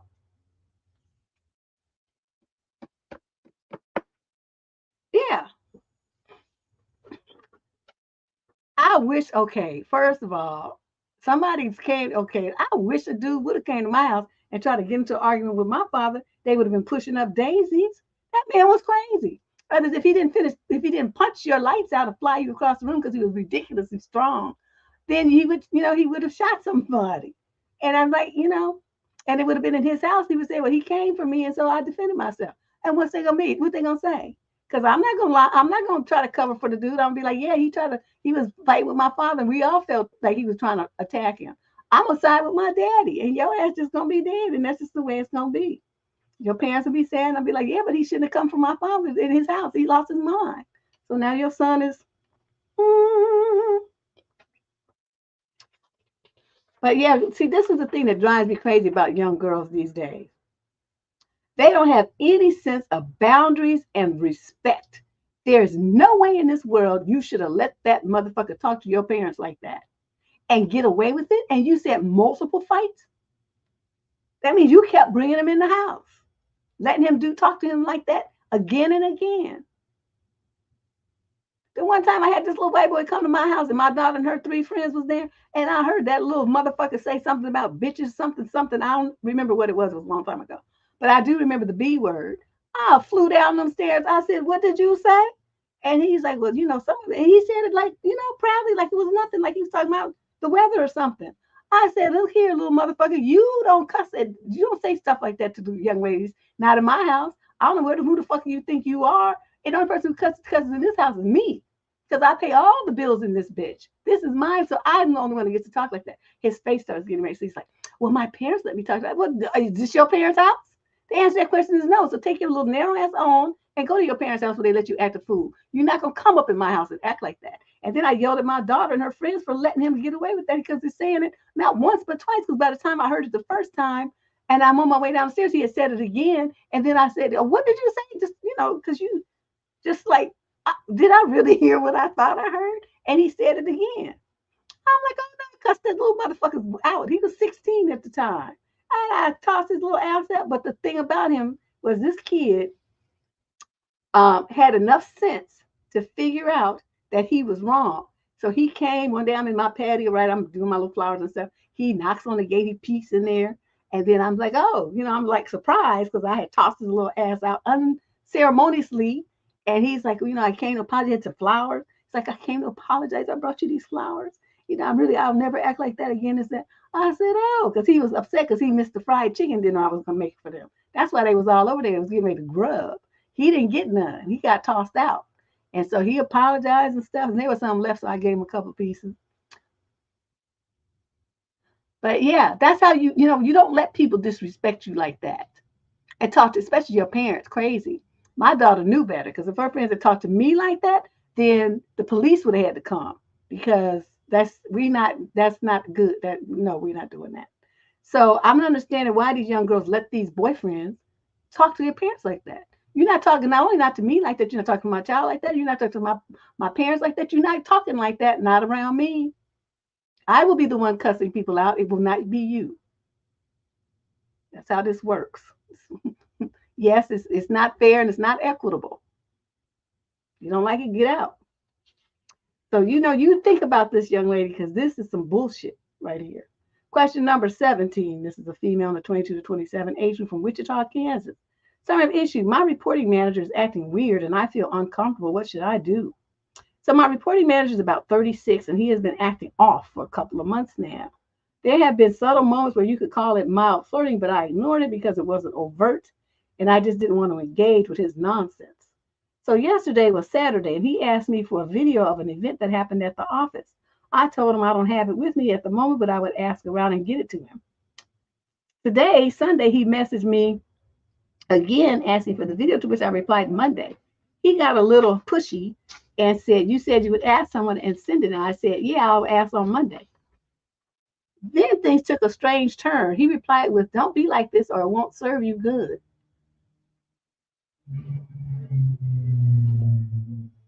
I felt super uncomfortable and asked if he was threatening me. He read the message but didn't reply. So this is in the text, so you have all this evidence. Oh boy, he's stupid. The part that really freaked me out was that I'm getting engaged in November. I had already planned to take 15 days off for the event and rejoin the office after that. But after his last message, he said something like, you are getting engaged. Don't make me do something bad. Wow, and all this is in a text? This comment really shook me up, and now I'm rethinking whether I even want to rejoin the office after my engagement. Dad, what would you do in a situation like this? What would you suggest that I do? Should I talk to HR? Well, that's dumb. You should have been done that. I'm honestly feeling kind of scared and stuff. Take those texts, take your phone to HR and say, I want you to see this stuff. Notice the dates and the things that this man is saying to me.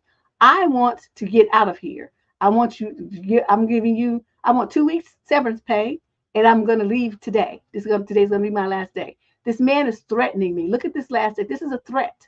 I'm not sure where his mind is, but I don't want to work here in an environment where someone is looking at me like prey. You have to use words like that.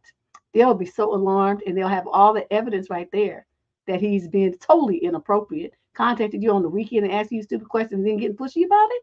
Get the fuck away from this man, because something's wrong. He's not wrapped too tight. They really need to fire him, because this kind of stuff, this sets the company up for major lawsuits. But you got to realize something, cats and cashmere. This is something I've discovered.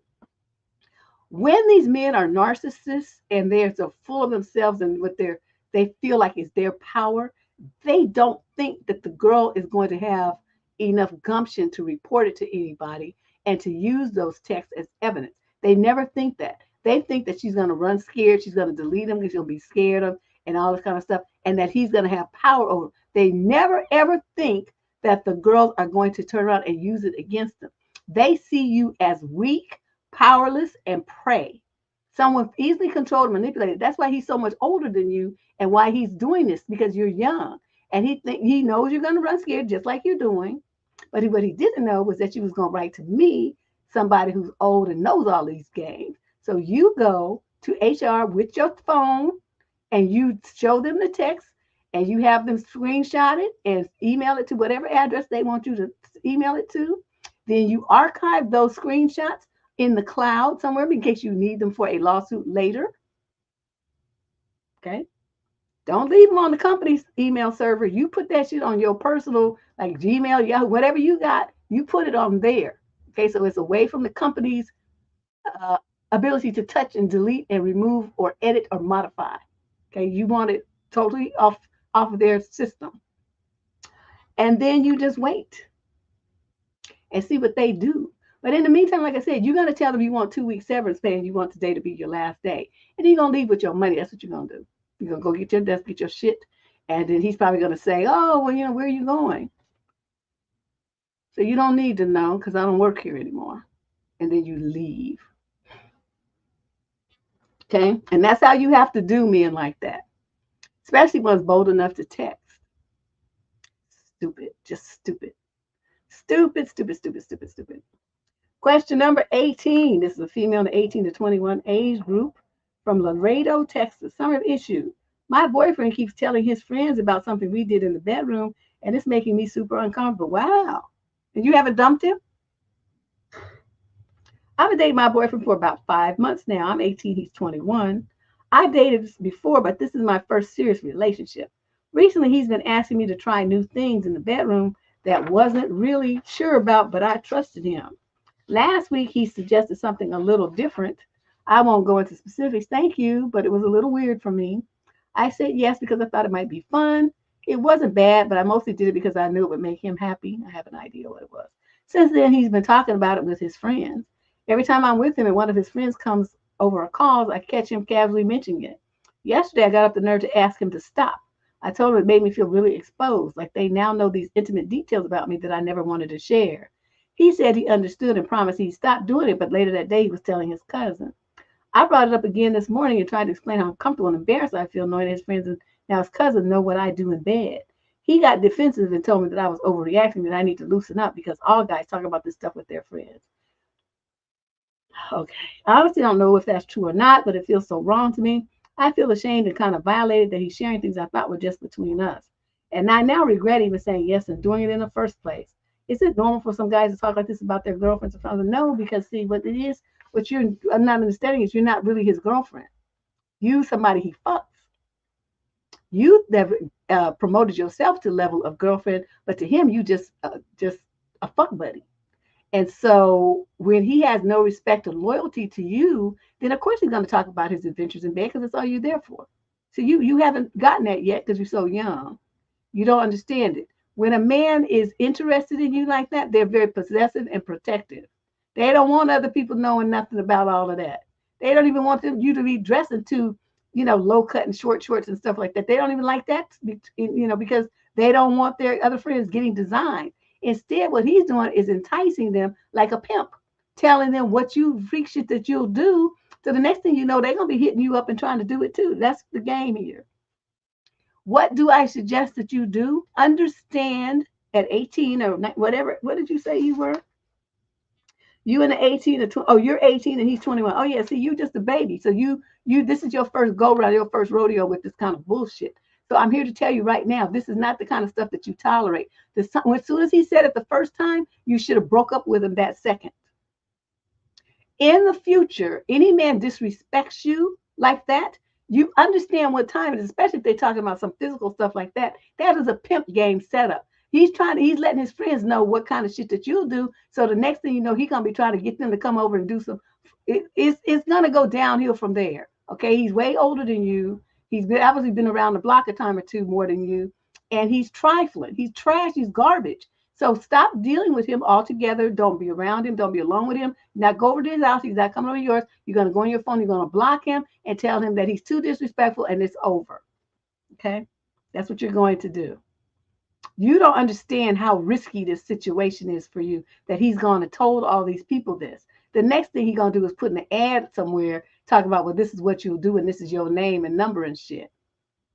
You might want to change your phone number too, now that I think about it.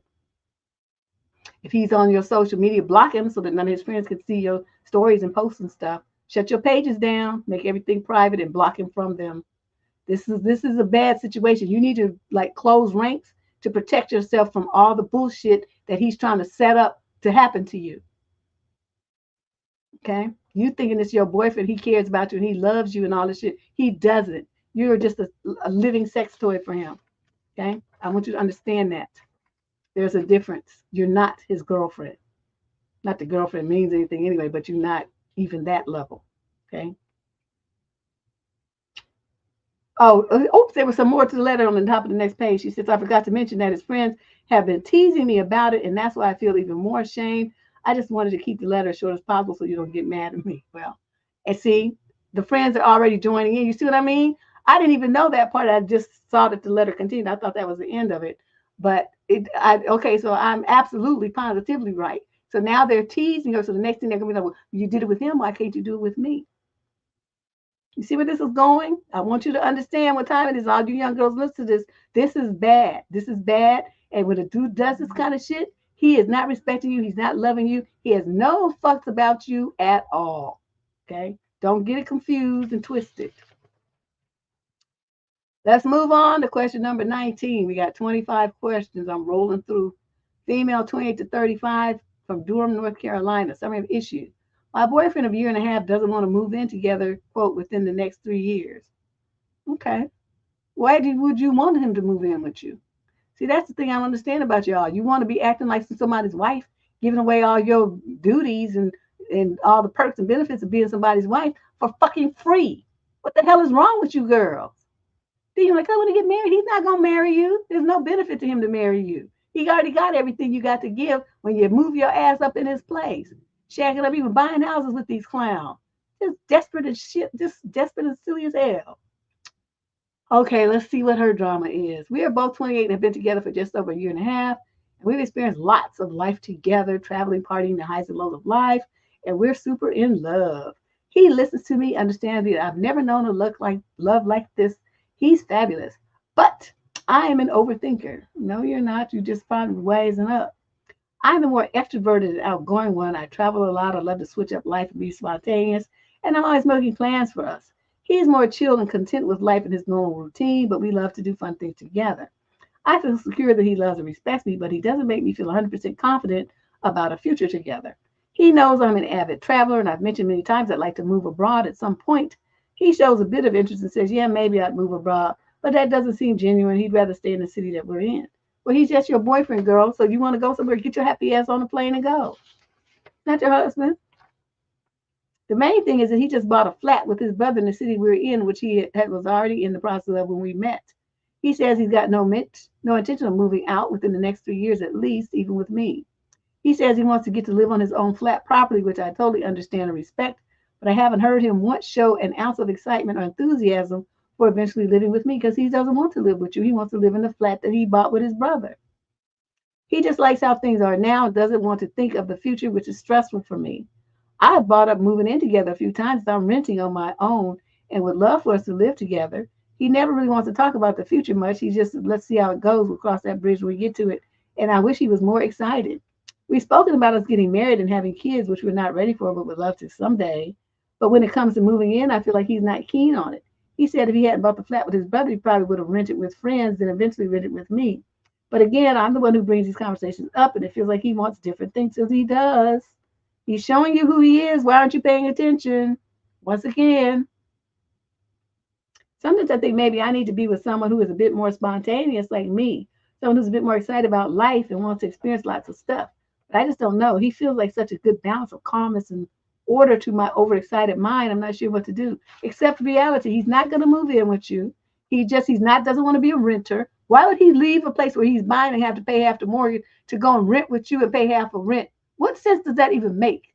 Why are you thinking about that dumb shit? Okay, you want to save money and live with somebody, go rent with a female friend.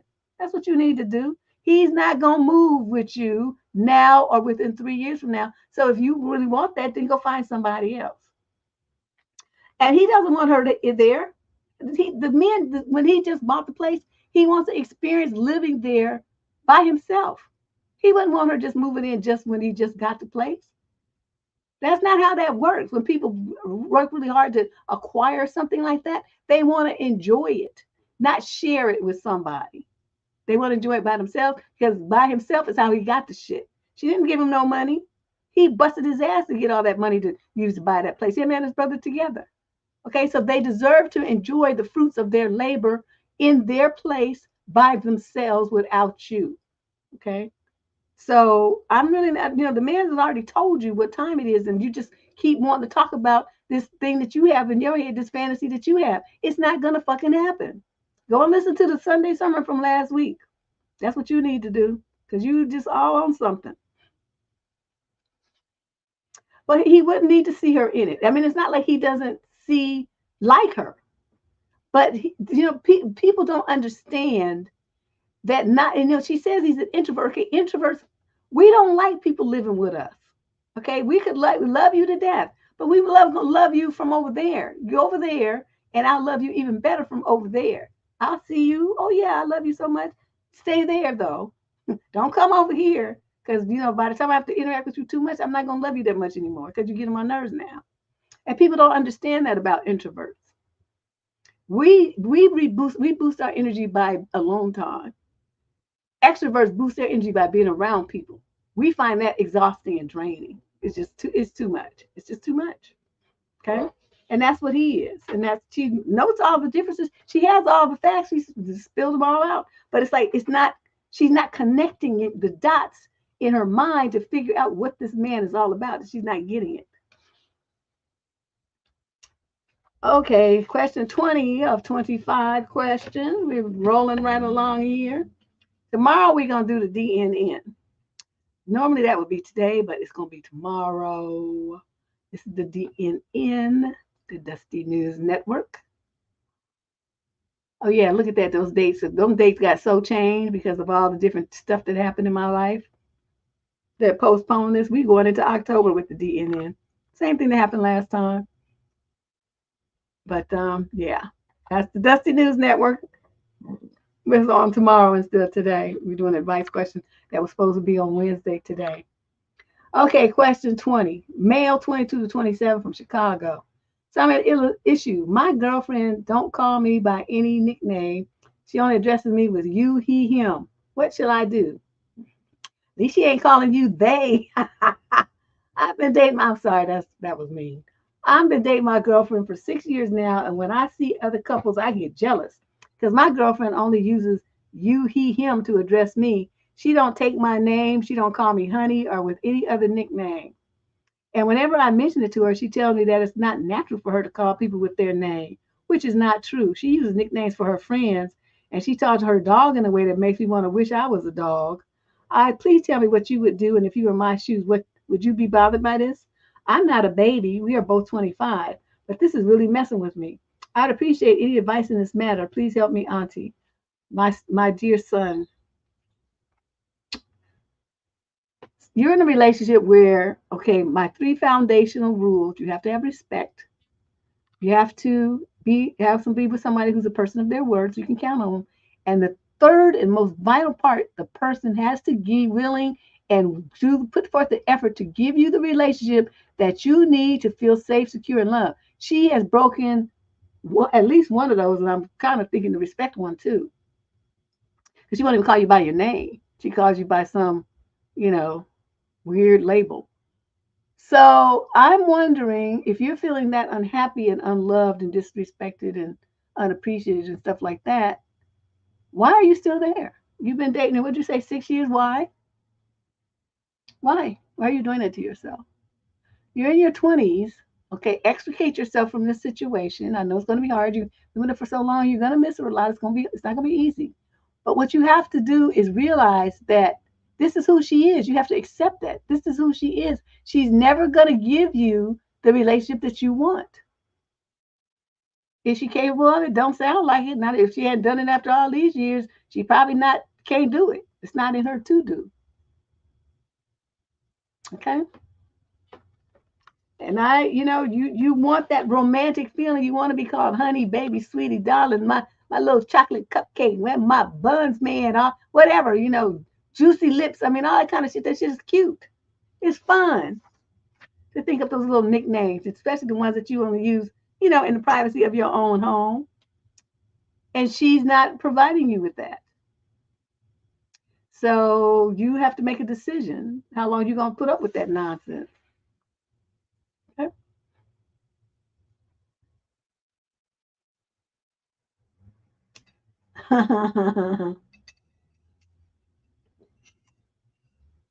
This whole, these pronouns thing, I don't know. I don't mess around with that.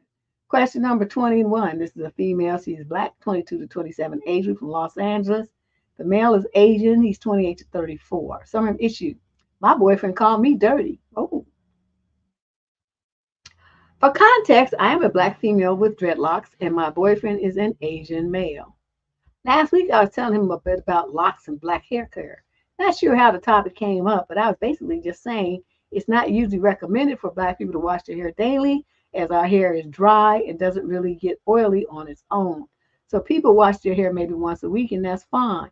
He has recently been interested in helping his own hair since it gets oily in less than 24 hours. So yesterday he mentioned buying different products and said maybe try shampooing twice tomorrow. Then the conversation went like this. Him, why do I read about these aliens only need to wash their hair once or twice a week? The fuck is that? Aliens.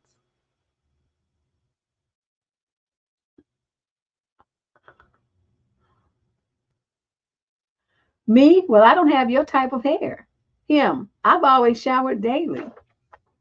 Me, you can shower without washing your hair, I can't shampoo or wash my hair every day because my locks take forever to dry. Girl, yes, you will end up with mold and mildew in your locks. Him, oh, that's dirty. Me, you think I'm dirty? Him, your hair is like a mop collecting dirt. Now, this clearly annoyed me, and I felt like it was insensitive and fucking rude. This conversation was via text, and I did call him an oily seal and some other shit back. Good for you. But then I sort of let it go. Then we were talking later, and some small thing led to him saying, this is why you're only girlfriend material. Like, you ain't even boyfriend material, motherfucker. That's what have been kind of, your ass is ex material. And that's what you are now. Deuces. Now, when I say these things hurt me and that he was rude, he would just say he's joking and I'm way too sensitive. Now I know he's joking, but the jokes at my expense are hurtful and I only find them funny like 50% of the time. They're not jokes. They're digs at you and they're insults about your culture and your hair. That shit is not to fucking be tolerated, not for 1 second. Whew, let me think of all the rude shit I would have said to him. I'm not even going to say because I'll be banned from YouTube. Yeah, he meant that. They're expected to call her an alien. So see, he didn't let it go after. He's going to bring it back and say, what's this about these aliens? So that's like a double insult. It really makes me question being with him, as I don't think he can change his mouth after this long. We have a similar sense of humor, but I just don't direct jokes with him, but he does at me. Deb, is this behavior enough to break up? Oh, hell yeah. You should have been broke up with him. Once he, okay, see what? I just can't do that. I can't do insults. Once he said that I was dirty, all bets are off. I would have just deuced out on the relationship that second. And that's, I'm going to tell you guys something. It's like, I'm way worse. I admit I'm way worse in my sense of my patience level. Once I hit about 30 was like minus 20 versus, I might have had a little bit of patience when I was in my teens, but now I'm even older and it's like at minus 179. I don't have any patience for stupid ass men, especially when they're going to be talking shit. You insult anything about me. You say anything negative. You can think what you want to. Write it in your diary, whisper it in your pillow. I don't care what you do. But if these ears hear it, or you do some shit and these eyes see you doing that shit, it's the fuck over. I'm not going to be tolerating that kind of stuff. You're not going to talk about my culture. You're not going to talk about my heritage. And you're not going to talk about nothing that's connected with my race or ethnicity. You're not going to do that. Because if you start that, then I'm going to start digging in on yours and it's not going to be pretty. Okay? Yeah. Yeah, stop playing it like that was the part that just took me out too. He gonna call her a damn alien? Oh man.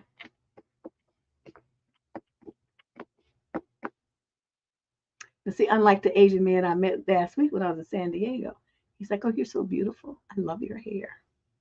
It's so becoming to you." I was like, "Yes." So see, that's what I'm talking about. And was he like, trying to rag on me and talking flattery, compliments? I could never do that with my hair. I just really like that look. You know what I mean? That's how you talk to women. That's how they say you get more sugar you get more bees with honey than you do vinegar. And dude is a vinegar dude, and he deserves to be by himself. Little fucker. Question number 22. This is a female in the 22 to 27 age group from Watford in the UK. Summer issue. My best friend's new boyfriend threw my homemade cake into the bin on my birthday party. I was having a party with roughly 12 people in attendance to celebrate my 26th birthday. My best friend of 13 years invited her new boyfriend, and they are both 25 and been together about 6 months. So he's new on the scene. So after singing happy birthday and handing cake slices out to everyone, her boyfriend says, "This cake is shit." To which I politely asked, "Is it? Since I made it myself 2 to 3 days ago, maybe it's slightly old." So he then announces, "Yeah, it's terrible." To which my other friends say, "Nah, he's joking, it's great." He doubled down and said, "No, it's terrible," and loudly and dramatically throws his slice of cake into the bin in front of everyone. Really? Hmm. I asked other people afterwards for their honest opinion on the cake and people mentioned that they liked it. He also wasn't drunk or high. My best friend also did not defend me or apologize. In fact, I said, "I can't tell whether or not you're joking." And she replied, "He's not joking. He doesn't joke about things like this. He's being serious." Neither one of them said anything to me about it before they left. Although, as this person is my best friend of 13 years, I trust their choice in partners, but maybe what he says is too. Was I wrong to get upset about him saying and doing all that in front of my friends on my birthday about the cake I made? Or was he just being honest and should I trust my friend's judgment in partners? Side note, later on out of nowhere, he announced, "Who wants to do these?" Or is it one of those okay, so he's garbage, he's trash, he's like a loser. So, okay, now, in a situation like this, this of what would Deb do? Deb's people over to my house, like, okay, enjoying my hospitality because my party. That means I provided the booze, the food, and the space and the cake, all the stuff. Okay, that's on me. They have throw this party for myself, and your ass came to my house, and this how you gonna act? You know what? He would have threw the cake in that thing. I would say, "Get your shit and get the fuck out." And everybody would have stepped and stared, right? Because like, one thing, you disrespectful bitch.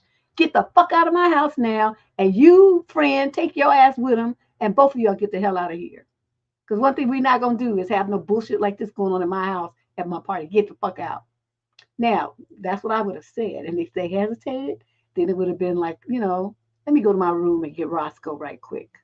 Let me call 911 to get your fucking ass out of my house. Say, "Police, there's someone here threatening me and threatening with violence in my home. Please come and take this person out of here before I have to defend myself and hurt them."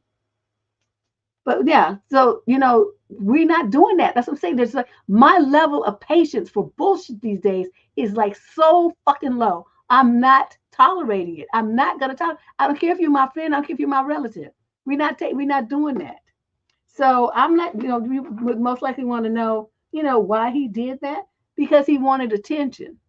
It's your party, and everybody was complimenting you, and you probably look cute and everything, probably better than his girlfriend, and he wanted to, you know, bring you down a notch or two. That's what that is. That's narcissist behavior. He wanted to bring you down and put the attention on himself. So that's what he did. You fell into it though by, you know, asking if it was true and all that kind of shit. You weren't supposed to do that. You're supposed to say you don't know good cake when you see one, fucker, because fuckers never eat good, never had good cake before. Get the hell out of here. Oh, twisted up, fucked up taste buds. You probably like drop. Well, never mind. Let me shut up. Yeah, this is. I don't know what's wrong with these dudes. And your friend is gonna let her dude talk to her friend like that and treat her friend like that. See, she's garbage too. That's why she would have had to get tossed out as well, and my friendship would be over. You think 13 years would mean some shit, and you gonna let somebody that you just got with start talking to me like that? You just stand there. You don't check that motherfucker, help me jump him. Oh no, our friendship is over too. Question number 23. This is a male, 28 to 34. He's black from South San Francisco, California. The female in question is 20 to 34 as well, and she's Caucasian. Summary of issue. How do I talk to my partner about her baby talking ways? I'm 30 and I've been dating my partner. She is 29 for 2.5 years now. I feel silly for not addressing this earlier, but it snuck up on me slowly. Where more and more of our conversation, she puts on this cutesy, high-pitched voice. We don't have kids, but it doesn't help that she got cats and she talks to them like they're her babies. I don't mind this. The cats are cute and I love them too. But the problem is she's taking to talking to me the same way. Deb, 95% of the time I don't reciprocate as I don't really like doing it. But sometimes I do because it's exhausting, feel like I'm rejecting the bait all the time. This passive way of handling it hasn't really worked. And she's now seems to like the dynamic where she acts all cute and acts more gruff and dismissive. It's hard to explain. It's honestly got to the point that I'm falling out of love with her because I don't really find it cute or funny, and it's almost all the time, and I want to date a damn adult. We have Nook Nook maybe once or twice a month, and most of the time she initiates because why would I find someone who's attractive who acts like a kid all the time? For additional context, it's not like she's incompetent or dependent. She has a better job than me. She's smart. She has close friends. We have pretty good communication. I trust her to receive criticism. If it were just a small thing, I feel like I could address it. But it's consumed so much of our lives, it feels like I'm asking her to change her personality, as this is just who she wants to be when she's grown comfortable with a partner. I also feel like part of the problem is that she's craving emotional and physical intimacy, and this is how she's come to ask for it. I'm normally a pretty effusive guy, but I found myself withholding lately because any ounce of affection I show triggers this over the top, smothering and childlike response that makes every time I initiate affection more of a chore or something for her rather than something I get anything out of. It didn't used to be like this. And I like showing affection when it doesn't involve this element. I would really appreciate some advice. You need to man the fuck up. And when she starts acting like that, say, you know what? I hate you talking like that. That shit's a fucking turn off. Who the fuck do you think finds that exciting and enticing an adult? I want to date a damn adult, not somebody who's regressing into childhood every goddamn time I turn around. Put some bass in your voice and woman, be a grown ass woman. Don't ever talk to me like that again. That's what you need to do, brother. I'm surprised that you being all weak and shit. You better pull your nigga out and act a fool. Okay, every black man got some in him. I don't care how Poindexter you are. You better find that side of yourself and read her ass right quick. You don't let her treat you like this and do this kind of shit. That's some weird, and she gets you like going with that kind of stuff. That's some weird, perverted, twisted, like I was abused as a child shit. That you just, the dynamic there is just not wholesome, it's not healthy, and it's not sexy at all. And that's what you need to tell her. That shit, this is shit here is boring. I don't understand what the hell you trying to do here, but I don't like it. It's making me fall out of love with you because I want to date an adult. And you keep acting like a goddamn kid. They're not into children. So you either pick one. You want to act a kid, we gonna break up because that's not what the kind of situation I'm looking for. I want to be with a grown woman. You need to fucking act like one, or this shit here is over. And that's all you have to tell her. Now, why you? I mean, I'm glad you wrote me and stuff. You was able to get it off your little chest and whatnot. But you better do something here. Your inner nigga better come out real quick. This is some bullshit. don't know what the hell she's trying to do. Question number 24. Wait, I thought she said it was 25 questions. This is the 25th one. Oh, there's only 24. I guess something happened. Oh, no, there is 25. It's down here at the bottom. Okay, I found it. Okay, male, 22 to 27, Virginia Beach, Virginia. Summary of issue, confirmation before the first date. Several times I've gone to confirm dates, and the person has said to me, quote, since you didn't confirm earlier, I made other plans. No, I don't want to reschedule. I live in a big city. Okay, Virginia Beach, I don't think we call it for going there. Sometimes you meet someone on an app or in person here. You exchange numbers and a few texts, and then you set up a specific date night for later. Deb, what is the standard for texting and confirming prior to the date, in your opinion? Like how many confirmations and how many days before the date night? I'm going to give 3 scenarios. The date is in 3 days, the date is in 7 days, the date is in 12 days. Furthermore, do you need to continuously chat over text in addition to a confirmation? If so, how much? First of all, you going on dates with somebody, you're not going to make a date for 7 days or 12 days out. You're not going to do that. So that's off the table. So let's go with 3 days or 5 days. So say you go out on, I don't know, Monday, and then you want to see her again on Friday or Saturday. That should be enough time.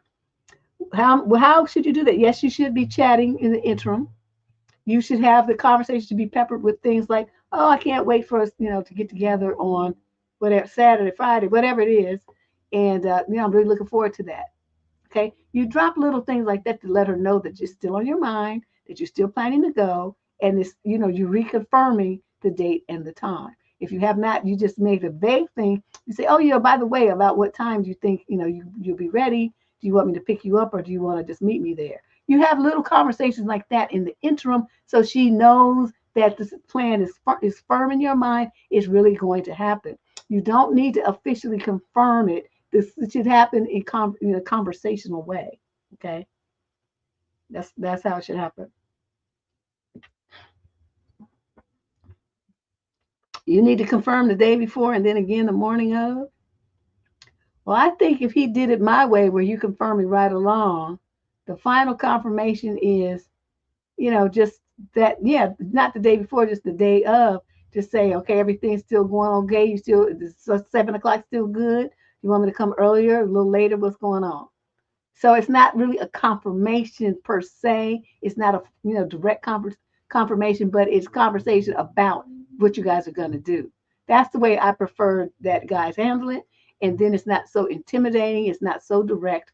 And the woman gets a sense that he is interested, and that's why he keeps bringing it up. And he's fine tuning it. Like if they said it's going to go out to eat, then he might, like a couple of days before, he did the thing was vague. Oh, we're going to go out for dinner, blah, blah, blah. So then a couple of days before, it's like, oh, let's talk about what kind of, there's a specific kind of food that you want so I can make a reservation. Okay, now this is like Wednesday, y'all going out on Friday night, right? So Wednesday's like, oh, okay, well, like Italian. Okay, well, I like, I can recommend such and such a place. So I'll make a reservation for us there. So then it's 7 good, 7:30. What's a good time for you? So she says you make the reservation. That's it. So then the next day you say, okay, so now we got the reservation in place and stuff. Do you want me to pick you up, or you want me to meet you there? You want to meet me there?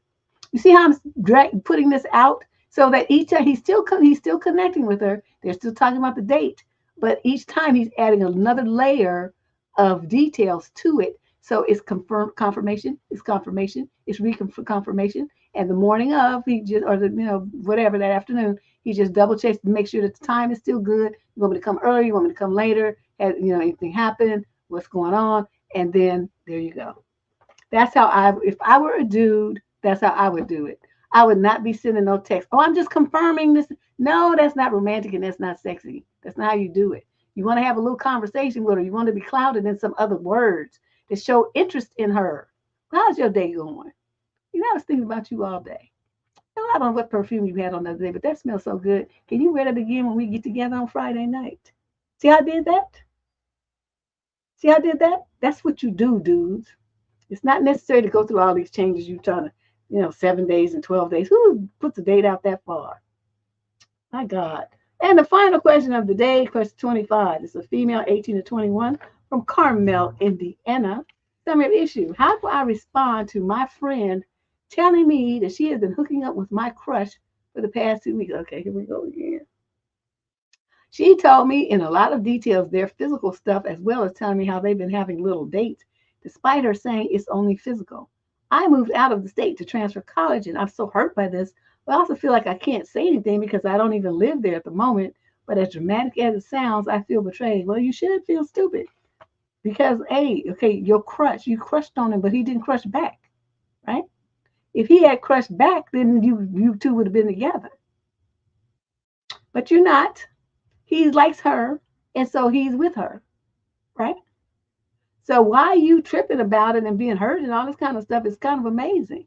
He's not your man. He don't owe you shit. He's not yours. There's no loyalty. He don't owe no, have you no ties to you. There's no reason for you to get in your feelings. Now, if you don't want to hear all the details, you can shut that down and say, look, you should keep the intimate details of your relationships to yourself. That's kind of rude to do. I don't want to know all that. I don't want to talk about all that.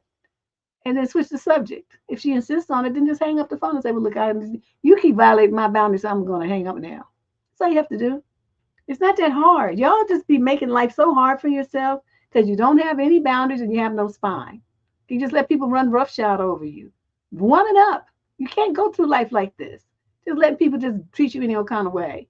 If you young girls don't get your shit straight, by the time you get out of college and you get into the workforce, you're going to be steamrolled by these old men. That's why we get all these letters in here right now. Oh, he's doing this and that. I don't know what to do. I'm telling you what to do. Get your womanhood up now while you're still young so that by the time you make it into corporate America, it's like second nature to you to shut shit down. Some old men come sliding up to you talking about, well, hi, this and that. Say, look, I'm here for work. I'm not here to socialize with anybody's husband or boyfriend. So please don't talk to me like that. I'm not here to be anything more, talk to you about anything more than business. Thank you for respecting my boundaries. I just put them on notice. Day one.